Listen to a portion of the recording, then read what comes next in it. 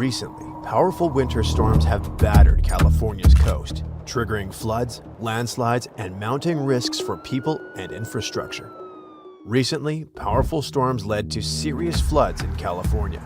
In other areas of California, like in Sierra Nevada, it entailed other disasters, such as unexpectedly huge avalanches, and over 10 people went missing. What looked like another winter storm was actually something more dangerous, a system already under strain beginning to fail. Think of a domino effect. One piece weakens, the rest follow. And it's not just the coastline that starts to crumble. The stakes are higher. We're talking about human lives. It's true that the California coastline changes fast, but there's no single factor to blame. Instead, it's an unlucky combination of forces. For decades, this paradise-like coast was treated as permanent. Developers built close to the edge. Highways hugged the cliffs and seawalls promised protection. But the coast was growing more fragile, never fully recovering from one destructive weather hit before the next arrived. Winter storms deliver the first blow. Atmospheric rivers slam into the shoreline and powerful surf strips sand from beaches. Cliffs that stood for decades suddenly fracture. Hillsides begin to creep, and when they fail, they don't just collapse. They take roads, rail lines, and multi-million-dollar homes with them. You might think storms themselves aren't new. People should be ready for them, and that's true. Storms aren't new. What has changed is vulnerability. The water now has far more opportunity to tear the coastline apart. Another factor is king tides, the highest naturally occurring tides of the year. They act like California's preview of future sea level rises. On their own, king tides are dramatic but familiar. But when they collide with storm surge, the ocean doesn't just reach the shore, it pushes inland. Water spills into parking lots, neighborhoods, and coastal streets that were never designed to flood. And the ocean isn't the only thing moving. In parts of coastal California, the land itself is slowly sinking, a process known as subsidence. The science is simple but brutal. When the ground drops, relative sea level effectively rises faster. Now, imagine this trio of forces: storms, extreme tides, and sinking land. The region is being squeezed from all sides. Decades of intensive coastal development have added weight the land was never meant to carry. Infrastructure built in the 1970s now sits inches, sometimes feet closer to the water than engineers ever planned. Homeowners fight to protect property that's steadily losing ground, while insurers quietly retreat from the riskiest zip codes. Each storm doesn't just cause damage, it speeds up the clock for everyone living there. When flooding shuts down roads and beaches, tourism stalls, workers lose hours, and local businesses take the hit. And the stakes are enormous. Coastal tourism alone makes up roughly 39% of California's $17.6 billion ocean economy. The broader coastal economy supports about $662 billion in wages and $1.7 trillion in GDP. Every collapsing bluff and flooded roadway now carries a price tag that reaches far beyond the shoreline. California's coast isn't being reshaped by one catastrophic disaster. It's being pressured from all sides. The line between land and sea was never permanent, but now it's on the move. There's a multi-billion-dollar metropolis in the US with only one water supply, and it's about to run completely dry. We're talking here about the mighty Las Vegas. Massive neon empire located just in the middle of Mojave Desert. And the desert issue is crucial to this story. To keep the city alive, engineers are running one of the biggest and extreme survival projects in US history. Water, the lifeblood of Las Vegas, is basically one place: Lake Mead. 90% of the water in the city comes from it. It worked perfectly fine for the last decades. Two enormous underwater pipes pumped water straight from the lake to the city. But nowadays, it's becoming a geographical nightmare, as every water drop in Lake Mead comes from the Colorado River, and it starts dying. Hey, hit subscribe. Now the worst part. There are actually 7 different states depending on the same river regarding water supply. It's happening due to extreme droughts and overconsumption, and can be seen easily. Lake Mead's water level dropped so fast that white bathtub ring is carved into the canyon walls. If it reaches those pipes we mentioned before, pumps would become useless, and Las Vegas will face day 0. Every single tap in the city would run dry. Now, the third straw steps in. An absolute masterpiece of modern engineering. Scientists decided to fight the geology back and spent nearly 10 years and over $1 billion to drill a 3-mile-long tunnel. It goes straight through solid rock, deep beneath the lake bed. Actually, it's the absolute lowest point of Lake Mead. All of this guarantees that even if the lake practically turns into almost dust, Las Vegas will still have access to water.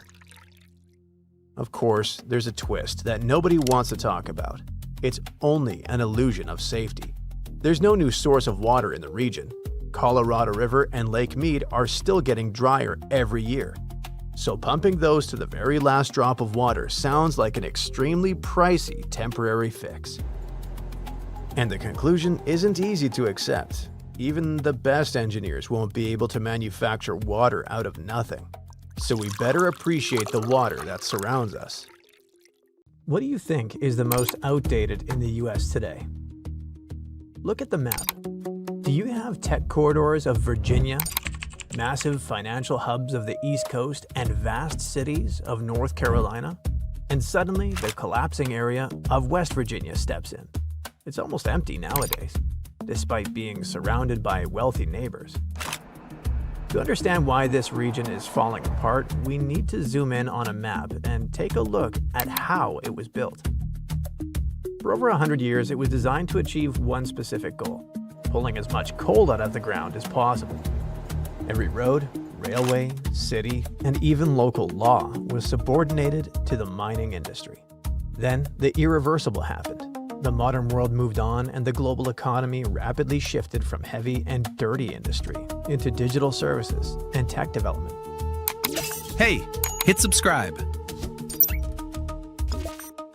Geographical nightmare kicks in. West Virginia is the only state in the U.S. located entirely within the Appalachian mountain range. What's been a goldmine for decades now is becoming the biggest issue, as the modern companies need perfectly flat, gigantic plots to build factories or logistic warehouses. We can call it a geographic disqualification for the entire area from the economic race. Also, big tech working remotely via the internet aren't the solution. Laying delicate fiber optic cables through hundreds of miles of solid rock and deep valleys is a financial nightmare. Huge parts of West Virginia are cut off, even from the digital economy. Take a closer look at the social issues here. For generations, higher education wasn't crucial to making a great living. Working in the coal-based economic model was a very convenient way of earning decent money. Even whole towns were built around the mine schedule. West Virginia offers to the country thousands of highly skilled workers for a job that simply no longer exists. Politicians are trying to push the new narrative, teach the miners to code, and bring green energy to the mountains. As you can imagine, this shift won't happen anytime soon, as it's not that easy without proper education, new infrastructure, fast internet, and vast, flat land. For now, West Virginia is outdated and trapped in a 20th century dead end. Sadly, no one knows how to fix this massive problem. Forget the idea of Area 51 as a standalone base. In reality, it's just a single piece of a deeply classified empire, a restricted zone bigger than the entire European countries. We're being forced to look the wrong way, while a massive, secret operation runs right next to our everyday lives. Groom Lake, better known as Area 51. This stretch of the vast Nevada desert probably brings to your mind the ultimate vault of American secrets. Well, the map is lying to us by omission, basically. For decades, we've been programmed by pop culture to believe that in this very place, a heavily guarded facility with all the flying saucers and captured aliens are kept. Since we're focusing all our attention on this tiny speck in the desert, we're actually missing the terrifying scale of what is hiding in plain sight. The true size of America's hidden empire is, first of all, forget the aliens and let's establish reality. What is being kept hidden in Nevada is far more expensive, complex, and strategically important than any science fiction film showed to us. Zoom out from the Groom Lake salt flat and suddenly the illusion of a completely isolated base shatters. This whole area is called NTTR, Nevada Test and Training Range. We need a solid perspective to imagine how big it actually is. That's 2.9 million acres of land, almost the exact size of Connecticut, entirely wiped off public access. Now the most terrifying part. It isn't happening on some remote, isolated island. An enormous, untouchable black hole sits right next to Las Vegas, operating in the shadows just miles away from one of the most popular tourist spots in the US. Over it, there's the Box, one of the most heavily restricted airspaces on the planet. You cannot fly over it. Commercial airlines route it around it, and if your private jet would fly into it by a mistake, you'll be immediately surrounded by armed fighter jets. NTTR is the ultimate sandbox for the Department of War, and Area 51 is just one small laboratory sitting inside it. And what about the logistics? It seems to be a nightmare to operate a classified system on a remote area like this. Thousands of engineers, soldiers, scientists cannot just simply drive every morning to work through the Nevada desert. It will also be a real threat to the secrets kept in it. This is where the true systemic nature of the region reveals itself. To feed this massive complex, the military created an entirely parallel, invisible airline. Have you ever been to Harry Reid International Airport in Las Vegas? It's one of the busiest civilian airports in the world. Civilian, but if you look past the tourist gates, you'll find a heavily secured private terminal. While ordinary people are grabbing coffee and waiting for their holiday flights, a completely closed, secret system operates right in front of them. You can spot their unmarked Boeing 737, completely white with a single, solid red stripe down the side. No logos, no company names, no flight numbers on public departure boards. Meet the Janet Fleet. While it officially stands for Joint Air Network for Employee Transportation, people are just calling it just another non-existent terminal. It's working as a job bus for all the contractors, which has to be transported every day straight to the restricted airspace of the NTTR. After finishing their shift, they're flying back to the city. The whole area is a heavily populated industrial complex requiring a constant, massive stream of human capital. It's not only about Area 51. The biggest misconception about the region is that all the cutting-edge technology is developed, tested, and stored at Groom Lake. The reality of modern aerospace engineering is that you cannot keep multiple generations of classified projects in the exact same hangar. Hey, hit subscribe. Different programs require different security clearances, different contractors, and different operational infrastructures. Therefore, the system had to expand. Look at the map again. About a 70-mile drive toward northwest of Area 51, you will see another massive anomaly, the Tonopah Test Range Airport. Just a reminder, we are still inside the restricted area on NTTR. While the public was obsessed over Area 51, and we're looking for any signs of UFOs, the real operational secret weapons were quietly moved to Tonopah. We're talking, for example, about the revolutionary F-117 Nighthawk stealth fighter hidden here. The Area 51 was only the test, research, and development lab. The Tonopah acted like a deployment job where the entire secret squadron trained and operated. Just look at the satellite imagery of Tonopah today. It features a massive 12,000-foot runway and over 50 individual climate-controlled hangars perfectly aligned in rows. It's a multi-billion-dollar infrastructure built in the absolute middle of nowhere, specifically designed to hide aircraft from spy satellites during the day and only fly them under the cover of darkness while tourists are partying just down the highway. The geographical assembly line of secrets look like this. At first, highly classified projects were born in the corporate labs of Lockheed Martin or Northrop Grumman in California. Then they were quietly flown into Area 51 for initial, highly restricted test flights over the Groom Lake salt flats. Once the technology is proven, it doesn't stay there.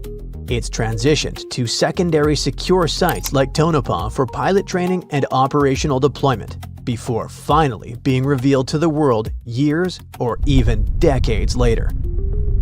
It worked for multiple generations of technology like the U-2 spy plane in the 1950s, or Mach 3 fast SR-71 Blackbird in the 1960s. Later, the dawn of stealth technology arrived with the F-117 and the B-2 bomber.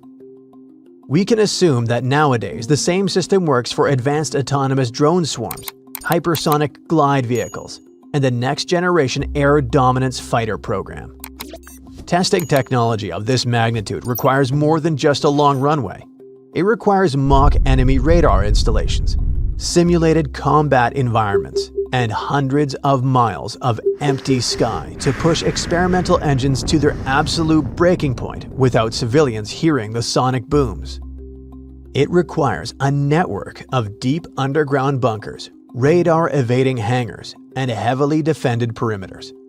A single base simply cannot handle the development, testing, training, and deployment of a superpower's entire next-generation arsenal. It requires an empire. Actually, the system might be even bigger than Nevada itself. Another look at the map. In the western states, you will also easily find a chain of highly secure military installations that all seem to connect. Just across the border in Utah lies the Dugway Proving Ground, an area larger than Rhode Island used for testing biological and chemical defense systems. Further south in New Mexico is the White Sands Missile Range. The United States has practically carved out a massive invisible corridor of restricted deserts across the western half of the continent, creating an unbroken chain of testing and development facilities. If you take a red pen and draw a line connecting all these restricted zones on a map, you are basically looking at a shadow state. Millions upon millions of acres of American soil are simply blacked out from public access, aviation charts, and civilian use. Now you know that it's not only about the mighty Area 51, marked on a map as the absolute center of all mysteries. It's more like a complex system spread across the whole country, operating right next to our everyday lives with something we believe is the only intention: to keep us all perfectly safe. If you think living far away from the coast makes you safe, well, you're wrong. The ground beneath us is literally giving away. Every time we hear about sinking cities, we immediately picture coastal metropolises like Miami or New Orleans. It's not some kind of a geological glitch, but a serious threat of sinking into the earth for major inland hubs like Denver or Columbus. Zoom in at the U.S. map. A massive 2025 study from Virginia Tech just exposed exactly how bad this underground crisis really is. Scientists examined 28 major cities in the U.S. and revealed the terrifying truth. In 25 of those, at least 65% of the land area is actively collapsing. You have entire city blocks just dropping into the ground, all at the exact same time.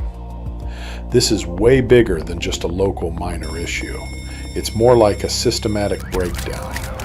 It's the right time to ask the crucial question: why is this happening? Try to forget about those complex climate debates for a second, because the main cause is entirely mechanical.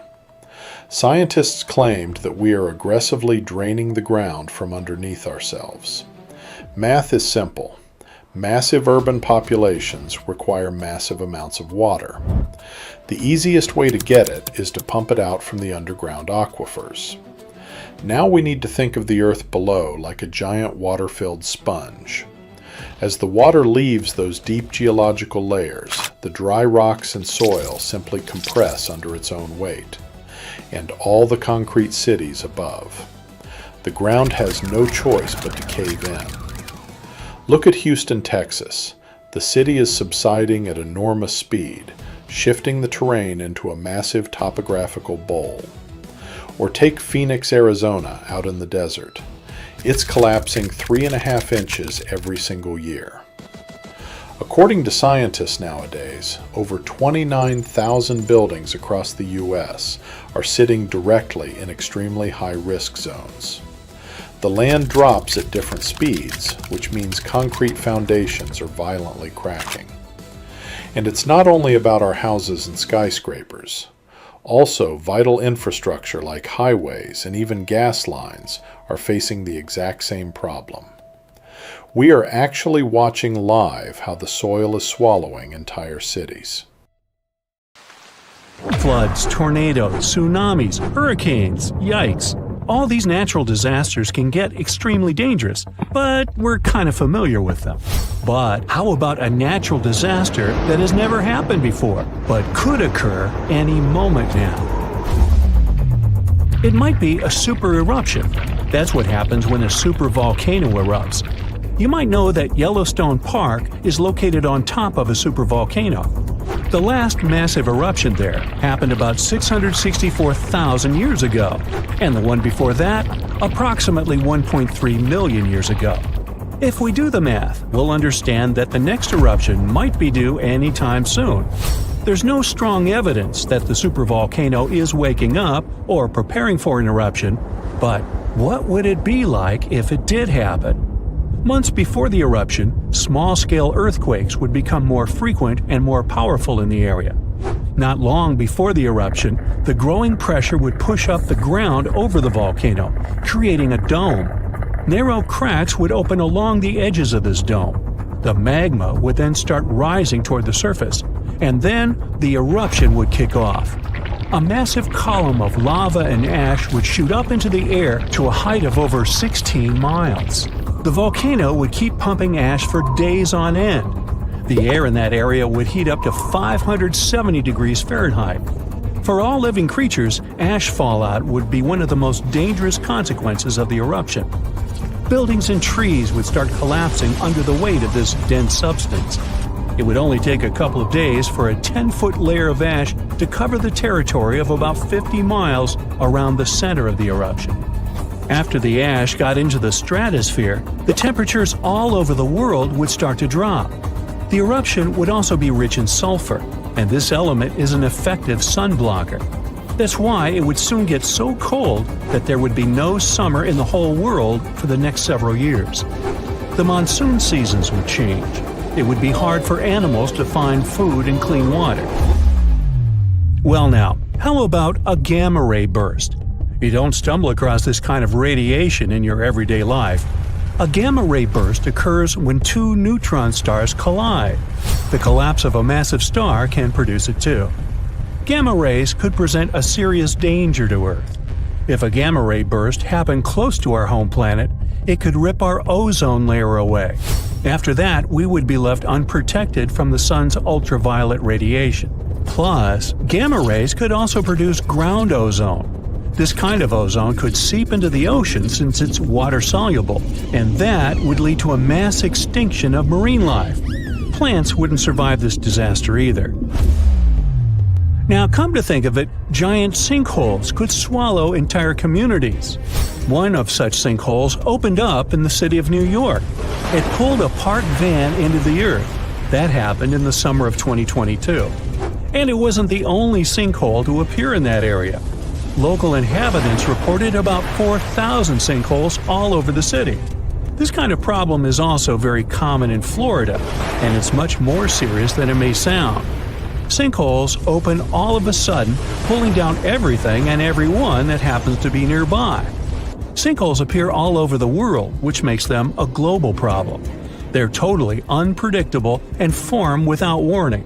Luckily, experts know what causes them. In some areas, there are vast areas of groundwater. But during droughts, this water dries up. This creates large empty caverns, and after heavy rains, the surface over such a cavern can collapse, creating a sinkhole within minutes. Now, what if we came across a wandering black hole? You might know that a black hole is a region in space where gravity is so powerful that not even light can escape its clutches. Luckily, the nearest one to us is 1,500 light-years away. Nothing to worry about, right? Until you find out about wandering black holes. Now, things get definitely way creepier. If such a black hole entered the solar system, Earth would be doomed. We wouldn't stand a chance against this space monster. In 2012, 13 wandering black holes were spotted not so far away from our planet. But worry not. Not far away, in space terms, means around 1 billion light-years away. So we've got some time left. Plus, the possibility of such a disaster is very, very low. Another natural disaster we haven't experienced yet is a mega flood. It's never happened before, but the changes in climate do make for a risky potential. It could start, let's say, in California. This state experienced some really bad flooding in the past. One of such floods stretched up to 60 miles across and 300 miles long. If a similar disaster happened these days, it would cause $1 trillion worth of damage. It would also uproot millions of people. Now let's talk about a hypercane. Judging from the name, this natural disaster might get extreme. A hypercane is a theoretical hurricane of unsurpassed power. It would occur if the ocean became overheated as a result of climate change, or because of a massive volcanic eruption. In any case, these conditions could create a hurricane that would stretch way beyond the lower stratosphere. And as you may guess, regular hurricanes don't do that. The hypercane speed would reach 500 miles per hour. The pressure inside would be low enough not to let the hypercane to wear out as quickly as other hurricanes. The hypercane could last for weeks on end. But the worst thing? It could damage or even destroy part of Earth's ozone layer, and the hole could be the size of the entire North American continent. Now, this disaster did happen before. About 66 million years ago. I bet you know what I'm hinting at. Yep, that very meteor that supposedly wiped out dinosaurs off the face of the Earth. This 7-mile-wide space visitor was traveling at 67,000 miles per hour. As a result of the collision, 75% of all life on the planet disappeared, and winter reigned on Earth for 18 months. Want to know a secret? Meteors strike Earth all the time. Even more of them barely miss our planet. But it's also very hard to predict meteor strikes. Scientists miss a lot of them until they just nearly miss us. That's why experts are working on an early warning system that could prevent disasters. It could make meteor impacts less catastrophic, or at least allow people time to evacuate. It could also be our very own sun that would be responsible for another natural disaster. I'm talking about a massive solar flare. On the scale of damage to society, few catastrophes can compare to this event. It wouldn't destroy buildings like a tsunami or an earthquake. Neither would it end lives in the same way a supervolcano or meteor would. But it would cripple our entire way of life by destroying the whole electronic infrastructure of Earth. The cost of this disaster would reach trillions of dollars. It'd cause other infrastructures to fail. Communication, medicine, transportation, banking systems, those would tumble like dominoes, and it would be incredibly hard to recover them. Earth would be left without electricity for years. There would be no electric light, no computers, no phones. Water supply systems would be out of order. There would be no food in supermarkets. There would be no electricity, and people wouldn't be able to reboot the already broken power grids. In 1859, people all over the world woke up in the middle of the night. It was as light as during the day. The skies were illuminated with auroras, red, green, purple. They appeared even in the regions where no one had seen them before, like the Bahamas, Jamaica, or Hawaii. Telegraphs got electrically charged, even though they were disconnected. In many areas, fires started. That was when technology barely existed. But imagine the avalanche of problems a solar flare could cause today. On September 16th of 2023, without warning, the Earth began to hum. A low, strange vibration reverberated through the crust. This set off seismic alarms all across the globe. For 9 days straight, the planet was pulsing with this horrifying rhythm, and scientists had no idea what was going on. Meanwhile, the total disaster was happening in Greenland. It wasn't an earthquake. They knew that much. They could tell it by the rhythm. Since we all live on giant tectonic plates, they constantly move and slide on magma like icebergs on water. Sometimes, as they move, they can rub against each other or collide or break. In any case, all this causes an incredible release of energy that sends shockwaves through the ground. That's when we feel the ground literally shaking, and it's what we call an earthquake. These vibrations we feel are called seismic waves.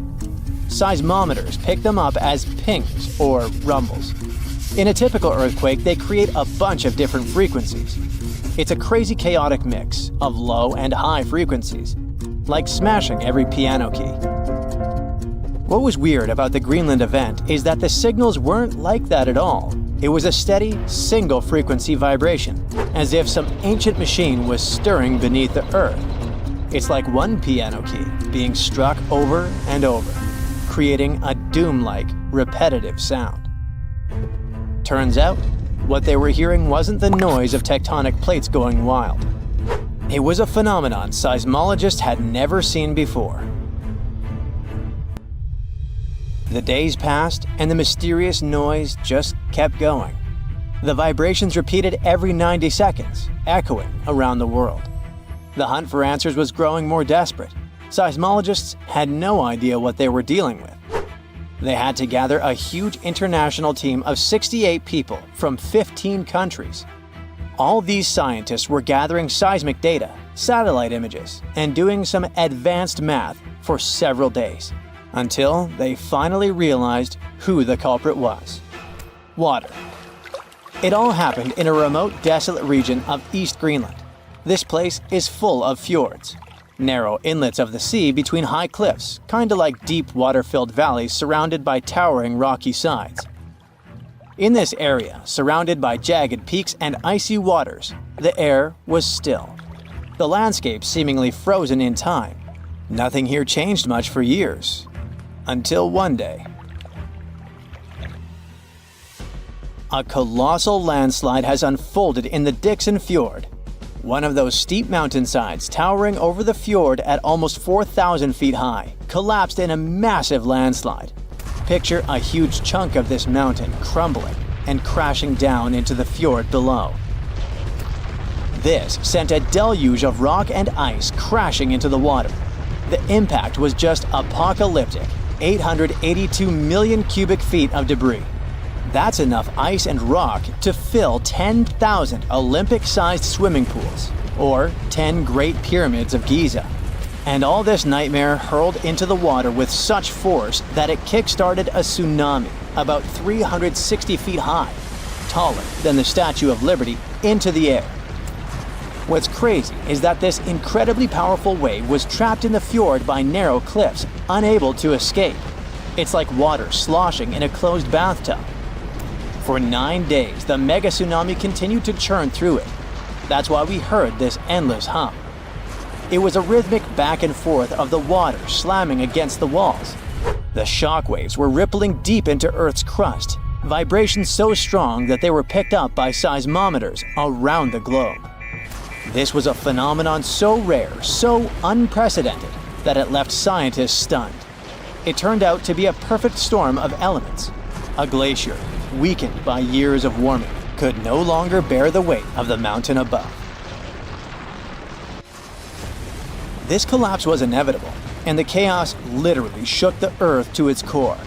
And people often hang out in this area with cruise ships passing by. We're lucky that no lives were lost in the disaster. It was a close call though. A tourist ship stranded in the area just 2 days before narrowly escaped the tsunami's reach by pure luck. But it doesn't mean there were no losses. The waves destroyed a nearby Inuit site, which was there untouched for over 200 years. They also swept away the huts at a research station that were about 43 miles away. The vibrations traveled from Greenland to the South Pole in less than an hour. That just shows how dangerous events like this can be. And this isn't the only place where such catastrophes are happening. In the beautiful California community of Rancho Palos Verdes, the ground is shifting so quickly that it's tearing homes apart. The land there has always been kinda unstable. It has some unique geology. It's built on soft, clay-rich soil and sits on a geological fault line, which makes it prone to landslides. This means that this land is prone to slow, natural shifting over many years, even when no crazy weather is happening. It's been like this for decades, but usually it's slow and pretty manageable, like about a foot a year. Imagine a tree that you played with as a kid moving 20 feet to the left as you grow up. For decades, residents adapted. They built their homes on adjustable beams. This helped the houses to move with the land, and that strategy worked well until now. Recently, things have been getting much worse in the community. Now, the land is moving by a foot in a single week. That would be like if the same tree moved almost 960 feet since you were a child. The past 2 years have also caused some heavy rains, and the weather has been getting worse. This increased water content in the soil. The land became heavier and more prone to rapid movement. Now, this once idyllic seaside escape turned into a disaster zone. Cracks have appeared in closets, gardens, and roads, growing larger with each passing day. Streets that were once smooth are now buckled and twisted, with roads turning into a crazy theme park. Houses that once stood firm are being ripped from their foundations, some of them split in half. One of the houses had its front door 8 feet off the ground. Entire neighborhoods have been plunged into chaos. Utility companies had to switch off gas and electricity indefinitely to prevent potential disasters. The hardest hit is the coastal neighborhood of Portuguese Bend, where residents are living on the edge, literally. It always had amazing ocean views and cool sea breezes, with horses and peacocks still wandering the tree-lined streets. But now, it's like an earthquake hit. Only this time, the earth isn't stopping. For many, this place feels like paradise, if only the land would stop shifting beneath their feet. So the locals don't give up. Some of them had to leave, but many are determined to stay and fight, despite the destruction. But they still have to pour in hundreds of thousands of dollars to save their properties. People have installed generators to keep the lights on and set up sewer systems and pumps to drain the groundwater causing the landslides. Some say that the only way for these neighborhoods to survive might be to go completely off-grid, installing power walls to store energy and stuff like that. People are trying their best to run the sewer system off generators. They hope that they could get rid of this water in the soil that's causing these hellish landslides in the first place.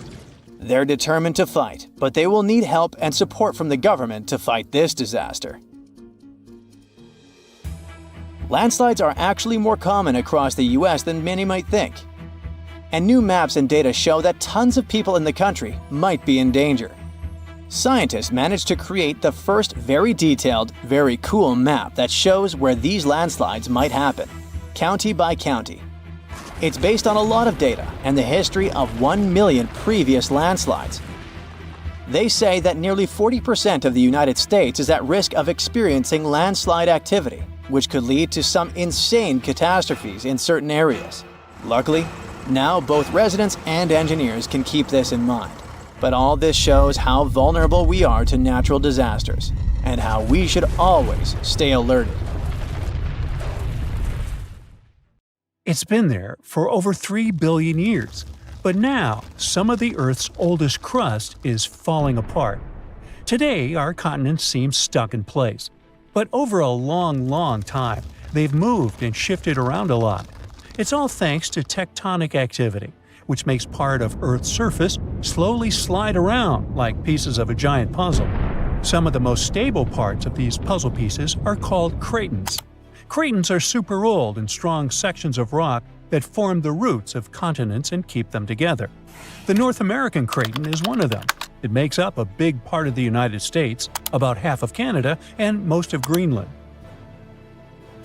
Scientists have singled out about 35 of these big ancient cratons around the world. They mostly stayed in the same place for hundreds of millions of years because of how strong they are. But in 2014, they discovered that cratons might not be as indestructible as they thought. Some cratons had lost parts of their strong roots because of certain geologic processes and became thinner. It looks like cratons could become less stable if they go through more tectonic changes. In 2024, scientists at China University of Geosciences analyzed an ancient landmass called the North China Craton, or NCC for short. They wanted to learn more about how some of Earth's oldest rock regions can break apart. This process of cratons disintegrating is called decratonization. The NCC is so interesting to study because it has three main parts: the Western Block, the Eastern Block, and the Trans-North China Orogen, a zone that lies between the two blocks. Scientists found that during the Mesozoic era, the Eastern Block lost its deep ancient roots because of the strong Earth movements called tectonomagmatic events. So scientists wanted to see exactly how the processes in the mantle and the movements of Earth's plates led to the breaking down of the NCC. They created 4D models showing how the NCC's shape changed over time, including its surface shape, how its layers stretched, and the way earthquake waves moved through it. They found that a section of the tectonic plate slid beneath the craton and then began to roll back. This rolling and stretching made the strong rock thin out and eventually lose stability. All this started around 200 million years ago, back during the Jurassic period, when dinosaurs were rocking the world. The North China Craton isn't the only place where this decratonization process can happen. Other cratons, like those in North America, South America, and China's Yangtze region, may have gone through similar changes. Scientists say this shows how the continents on Earth have slowly changed and evolved over billions of years. And it looks like, when it comes to geology, there's no place that is 100% safe from changes, but it's no cause for alarm. You don't notice this, but our planet never stops moving and is perfectly normal. But sometimes, this movement still brings dramatic changes. In 2017, scientists made an official announcement that Zealandia can be called a new continent. The continental shelves of this mysterious continent are lying at a depth of around 3,280 feet below sea level. The nearest oceanic crust dives even deeper, at 9,800 feet below that. Geologists have gone deep down to collect rocks from the ocean floor. They have found that, unlike the nearby oceanic crust, which is made up of fresh basaltic rocks, the crust around New Zealand is a mix of ancient granite, limestone, and sandstone. All this screams continental crust. Plus, scientists have discovered a narrow strip of oceanic crust that separates Australia from the hidden land of Zealandia. It means these two are separate continents. 85 million years ago, Zealandia decided to break free from the supercontinent Gondwana. Millions of years later, the mighty Pacific Plate, the heavyweight champion of tectonic plates, decided to take a dive beneath Zealandia's continental crust. And that's how the root of Zealandia, that connection to its continental crust, broke off and went into the depths below. And that's not all the tectonic news from this part of the world. 120 million years ago, Australia and Antarctica were a single piece of land. They went their separate ways, but Antarctica didn't leave empty-handed. Today, there's an oceanic plateau in the Indian Ocean. Long ago, it was connected to another lost continent, the Kerguelen microcontinent. Scientists believe that it made a land bridge between India and Antarctica. To find out what it was like, we can look at a tiny archipelago in the southern Indian Ocean. These islands are all that is left of the ancient landmass. They have a cold climate and feature glaciers because they're so close to Antarctica. But in the past, the weather here must have been temperate with plenty of rainfall. The animals and plants would have been similar to those that live in tropical regions today. Another lost and found continent isn't hiding in the ocean, but under Europe. It's called Greater Adria, and it collided with Europe and started to sink under it around 100 million years ago. Today it lies beneath Italy, Greece, and the Balkans. Its size and even shape match that of Greenland, the world's largest island. Greater Adria is no longer visible, but it left some clues. Part of it was embedded in the Alps. The other chunks are part of present-day Italy and Croatia on the other side of the Adriatic Sea.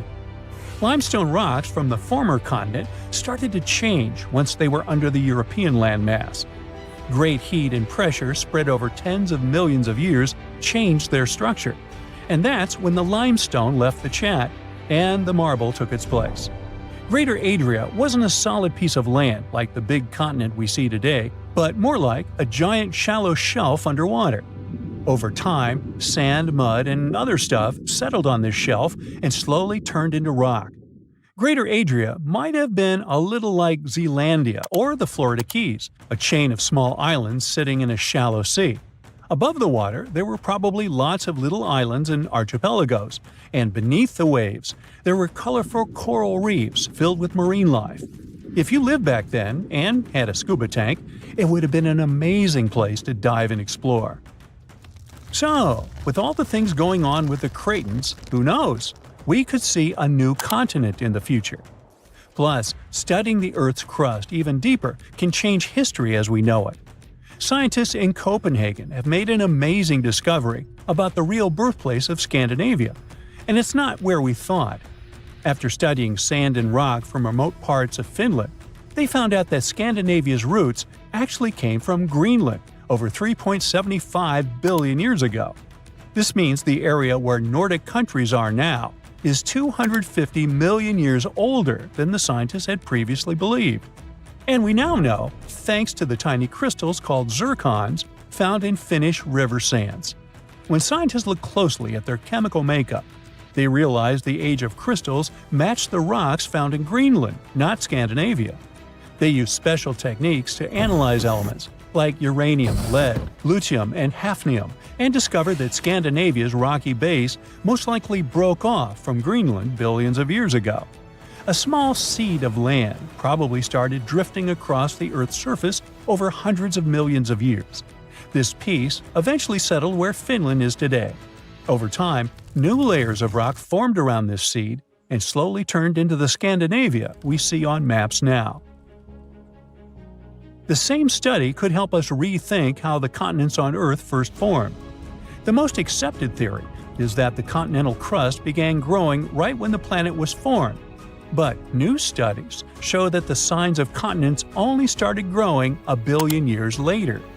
The scientists explain that Earth's continents may have begun as tiny seeds of ancient crust in different places. These seeds grew over time, forming the landmasses we know today. These ancient seeds aren't just found in Scandinavia, but also in Australia, South Africa, and India. Scientists aren't sure if all these seeds came from the same place or if they grew separately in different parts of the world. So there's still a lot to learn, and scientists need to keep digging to figure out if all these ancient seeds are related to each other. If you live in a hot spot for earthquakes, like I do, you may have had these familiar shaking feelings. The ground trembling underneath you, pictures rattling on the walls, your neighbor's dog yapping across the yard. An earthquake is basically tectonic plates moving and grinding against each other. Rub your hands together really fast right now. Things heating up? That's energy. When these plates' energy get released, you and your neighbor's dog feel it on land. Yes, we're all surfing on giant pieces of land floating on hot liquid rock. You're surfing right now while watching this video. Sometimes one slides under another, like reaching in between the couch cushions for that remote that slipped down there.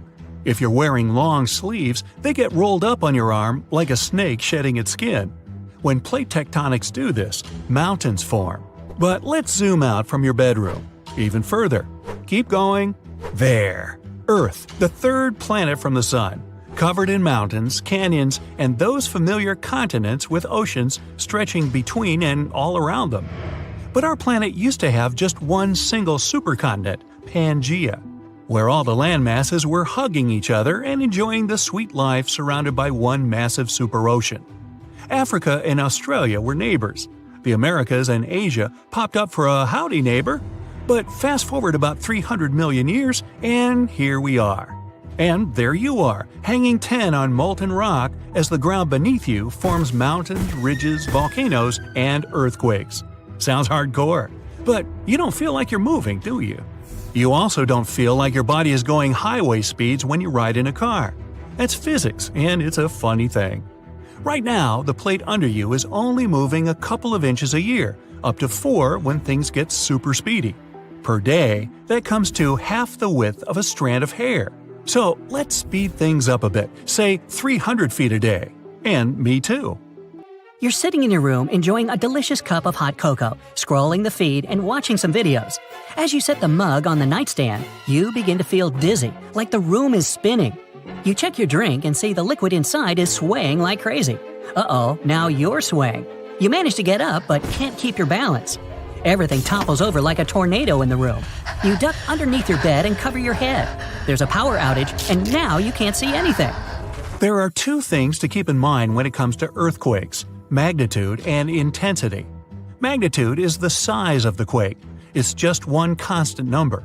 Intensity is how much shaking it causes. That number can be different depending on where you're measuring from. The most powerful earthquake ever was in Chile in 1960. Its magnitude measured 9.5 on the Richter scale. Above 7 is considered severe. The quake caused tsunamis all the way to Japan, Hawaii, the Philippines, and even New Zealand. The damage cost millions of dollars in repairs. In the dark, you can still feel the ground shaking below you. And since the crust cut across 300 feet today, the ground rips open. The landscape where you used to bike around is now sprouting deep earth rocks and minerals. The buildings all around begin to collapse, but luckily, you manage to sneak off and escape into an open space. There isn't any service on your phone either. The cell towers toppled over during the quake, but the ground is still shaking. And with the plates moving so fast, the Earth's interior begins to show its true colors. And that color is red for red hot. You can see the mantle at this point. The Earth, like an onion, is revealing its layers. With magma flowing right in front of you, you'd think you're in a disaster movie. Suddenly, you get a whiff of salty sea air, and now you're standing on the beach. But wait a minute, you don't live by the coast. If an earthquake's strength is measured by magnitude and intensity, this one's a doozy. It probably originated out in the ocean and stretched all the way inland where you are. It caused a tidal wave so big, the coast just came to your landlocked town. Waves of ocean water are gathering near the edges of the city. Farms and rivers are all gone with a single tidal wave. The land that was good for agriculture is no more. And as the ground below you keeps on cutting, it lets in some ocean water between the gaps.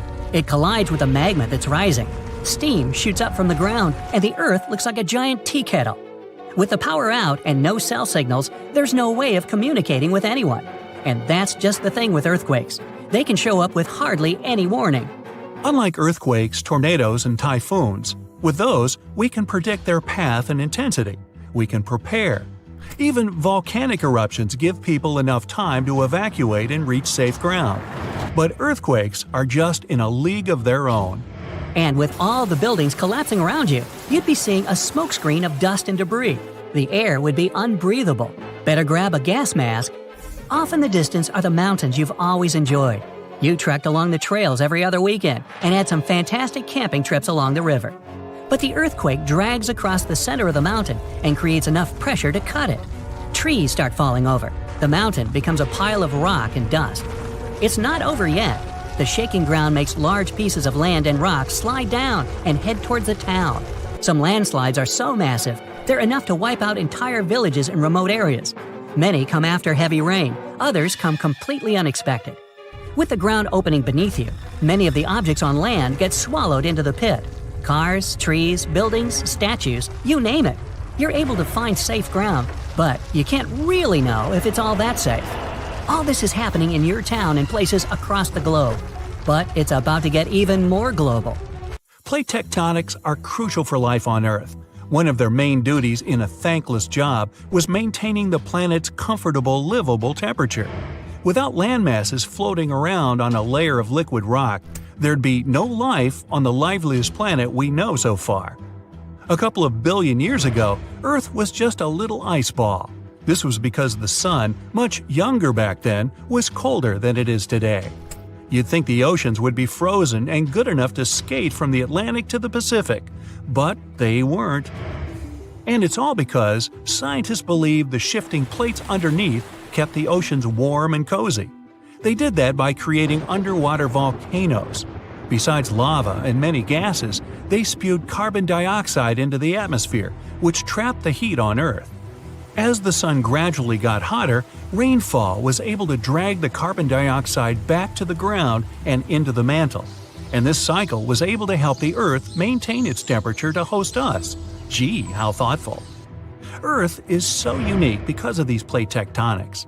No other planet in the solar system can brag of the same, except for Jupiter's frozen moon Europa. It's shown evidence of moving plate tectonics within the core. And even though Venus and Mars have hot interiors, there hasn't been any sign of such activity. As the ground continues to cut across the land, everything in sight has now descended underground. If the plates were to move 300 feet a day for a year, the entire planet's landscape would go through a total makeover. A bad one.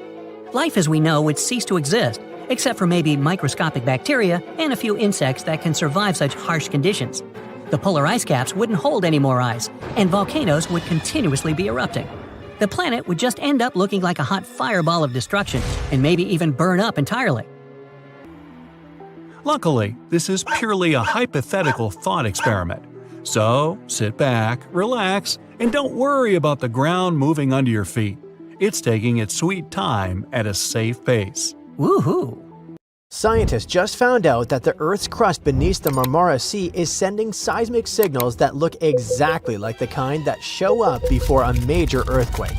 An earthquake that can shake entire coastlines and send waves racing toward crowded cities. For years, scientists focused on visible ruptures on land because they could measure and map them easily. But now, they made a detailed map of a huge fault system under the seafloor. The Mediterranean already sits at a dangerous crossroads where massive tectonic plates meet. Those plates push, scrape, and stretch against each other, and that constant motion creates massive stress. The crust there grows thinner over time, and thinner crust means it can't absorb stress easily. Stress builds, pressure mounts, and the signals coming from below show that parts of this fault system have started to move in unusual ways. The new map shows that future large earthquakes may begin at the boundaries where weaker and stronger sections of the crust meet, or along edges of highly resistive zones. They even pinpointed one of the most likely locations, beneath the Marmara Sea. What makes this discovery so intense is the scale. The faults in the seabed form long corridors where energy can accumulate for decades or centuries. Scientists warn that this setup is the kind that can produce a super earthquake, a massive seismic event capable of shaking large coastal cities and possibly generating tsunamis. A tsunami forms when the seafloor shifts vertically and displaces huge amounts of water, so it looks really plausible in this setting. The water it sets free radiates outward in powerful waves that can cross entire seas. The Mediterranean holds dozens of densely populated shorelines, so it could affect millions of lives. Speaking of that, let's zoom in on Istanbul, Turkey's largest and most populous city. The massive fault line sitting right under it doesn't act the way scientists thought it did. For years, experts looked at the main Marmara Fault, a branch of the North Anatolian Fault running beneath the Sea of Marmara, and worried it might rip in one single monstrous rupture. That kind of break could unleash a megaquake in the high 7s or beyond. But when scientists ran detailed computer simulations covering more than 10,000 years of earthquake cycles, they saw something different. The fault doesn't behave like one giant zipper waiting to unzip all at once. It behaves more like a row of connected tiles that break in sections. and the reason comes down to what's happening miles below the seafloor.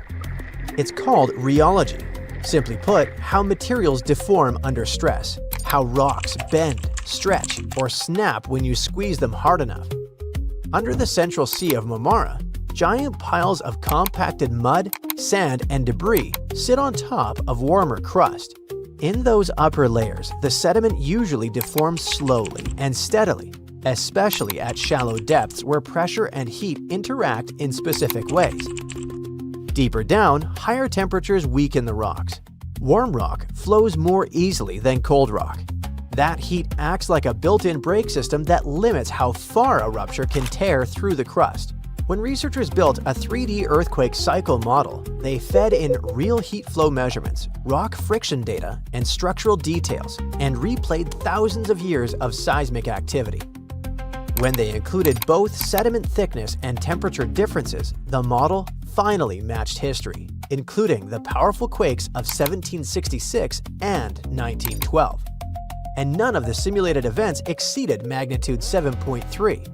That level of shaking can collapse buildings, fracture infrastructure, and cause landslides. But it differs from the nightmare scenario of one continuous coast-to-coast rupture. Instead, different sections behave in different ways.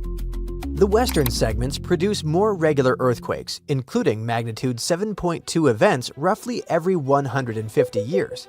The eastern sections generate smaller double quakes, back-to-back events between magnitude 6.2 and 6.8 about every century, and a magnitude 7.0 roughly every 500 years. Parts of the fault don't snap at all, but creep. Scientists call it shallow creep, which just means the fault slowly slides without producing a major quake. It releases tension quietly, like letting air out of a balloon instead of popping it. GPS measurements and clusters of repeating small quakes over the past 20 years confirm that slow slip near the central basin.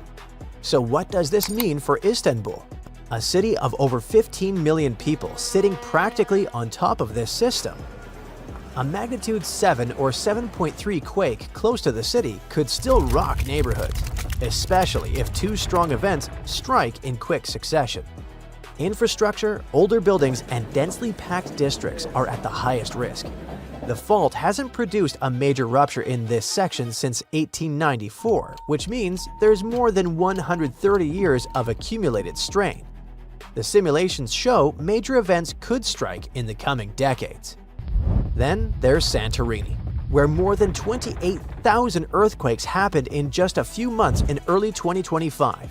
Most of the quakes stayed small, but some reached magnitude 5, strong enough to fracture walls, rattle nerves, and push authorities to close schools and evacuate parts of the island. And this wasn't just tectonic plates grinding like they usually do. This swarm moved. The epicenters shifted gradually northeast toward the Colombo submarine volcano about 5 miles offshore. That migration told scientists magma was on the move. Researchers calculated that roughly 80 billion gallons of it, enough to fill about 120,000 Olympic swimming pools, surged upward from depths around 11 miles beneath the surface.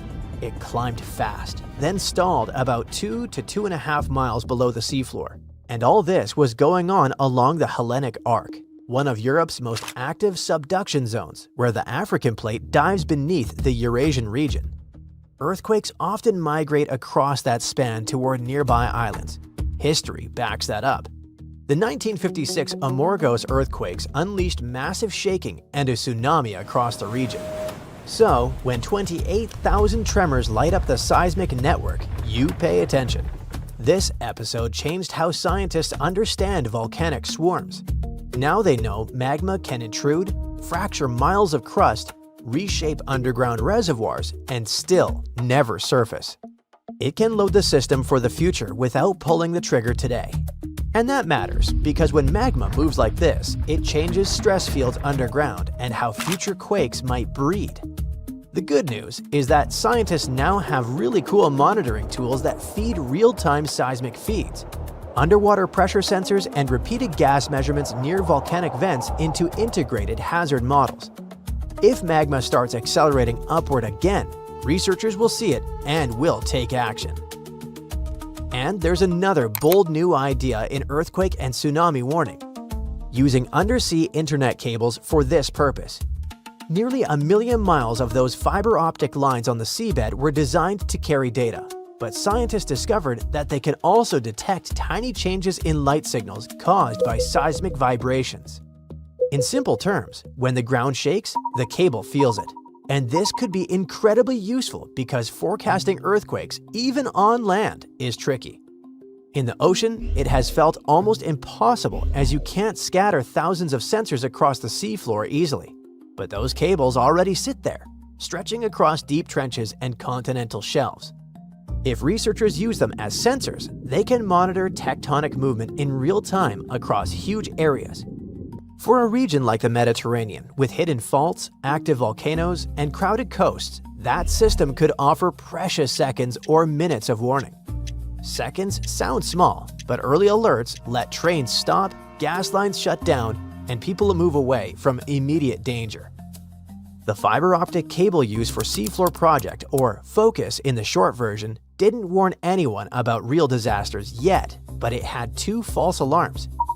It reacted to a submarine landslide and weight bags that pushed the cables down. It proves the system works and could be life-saving in case of real danger, especially in vulnerable regions such as the Mediterranean. It shaped civilizations for thousands of years, and now science reveals it still shapes itself. They can't stop tectonic plates or cool magma chambers, but they can understand patterns, reduce vulnerability, and design cities smarter. There is a powerful force hiding underground where tectonic plates meet, and one forces another under it. This happens in the Pacific and Indian Oceans. Strain builds over centuries. The tension is unbearable until the megathrust awakens. The Earth shakes with a magnitude that can exceed 9 points, more powerful than any other earthquake. When the seafloor suddenly gets pushed up fast, it sends a huge ripple across the water, and a tsunami of huge force is out. These waves are called teletsunamis, and they cross entire ocean basins, ready to take over coastlines thousands of miles away. The thrust fault stretches over 600 miles. The Earth is not just shaking, it feels like it's tearing apart. This is the power of a megathrust earthquake.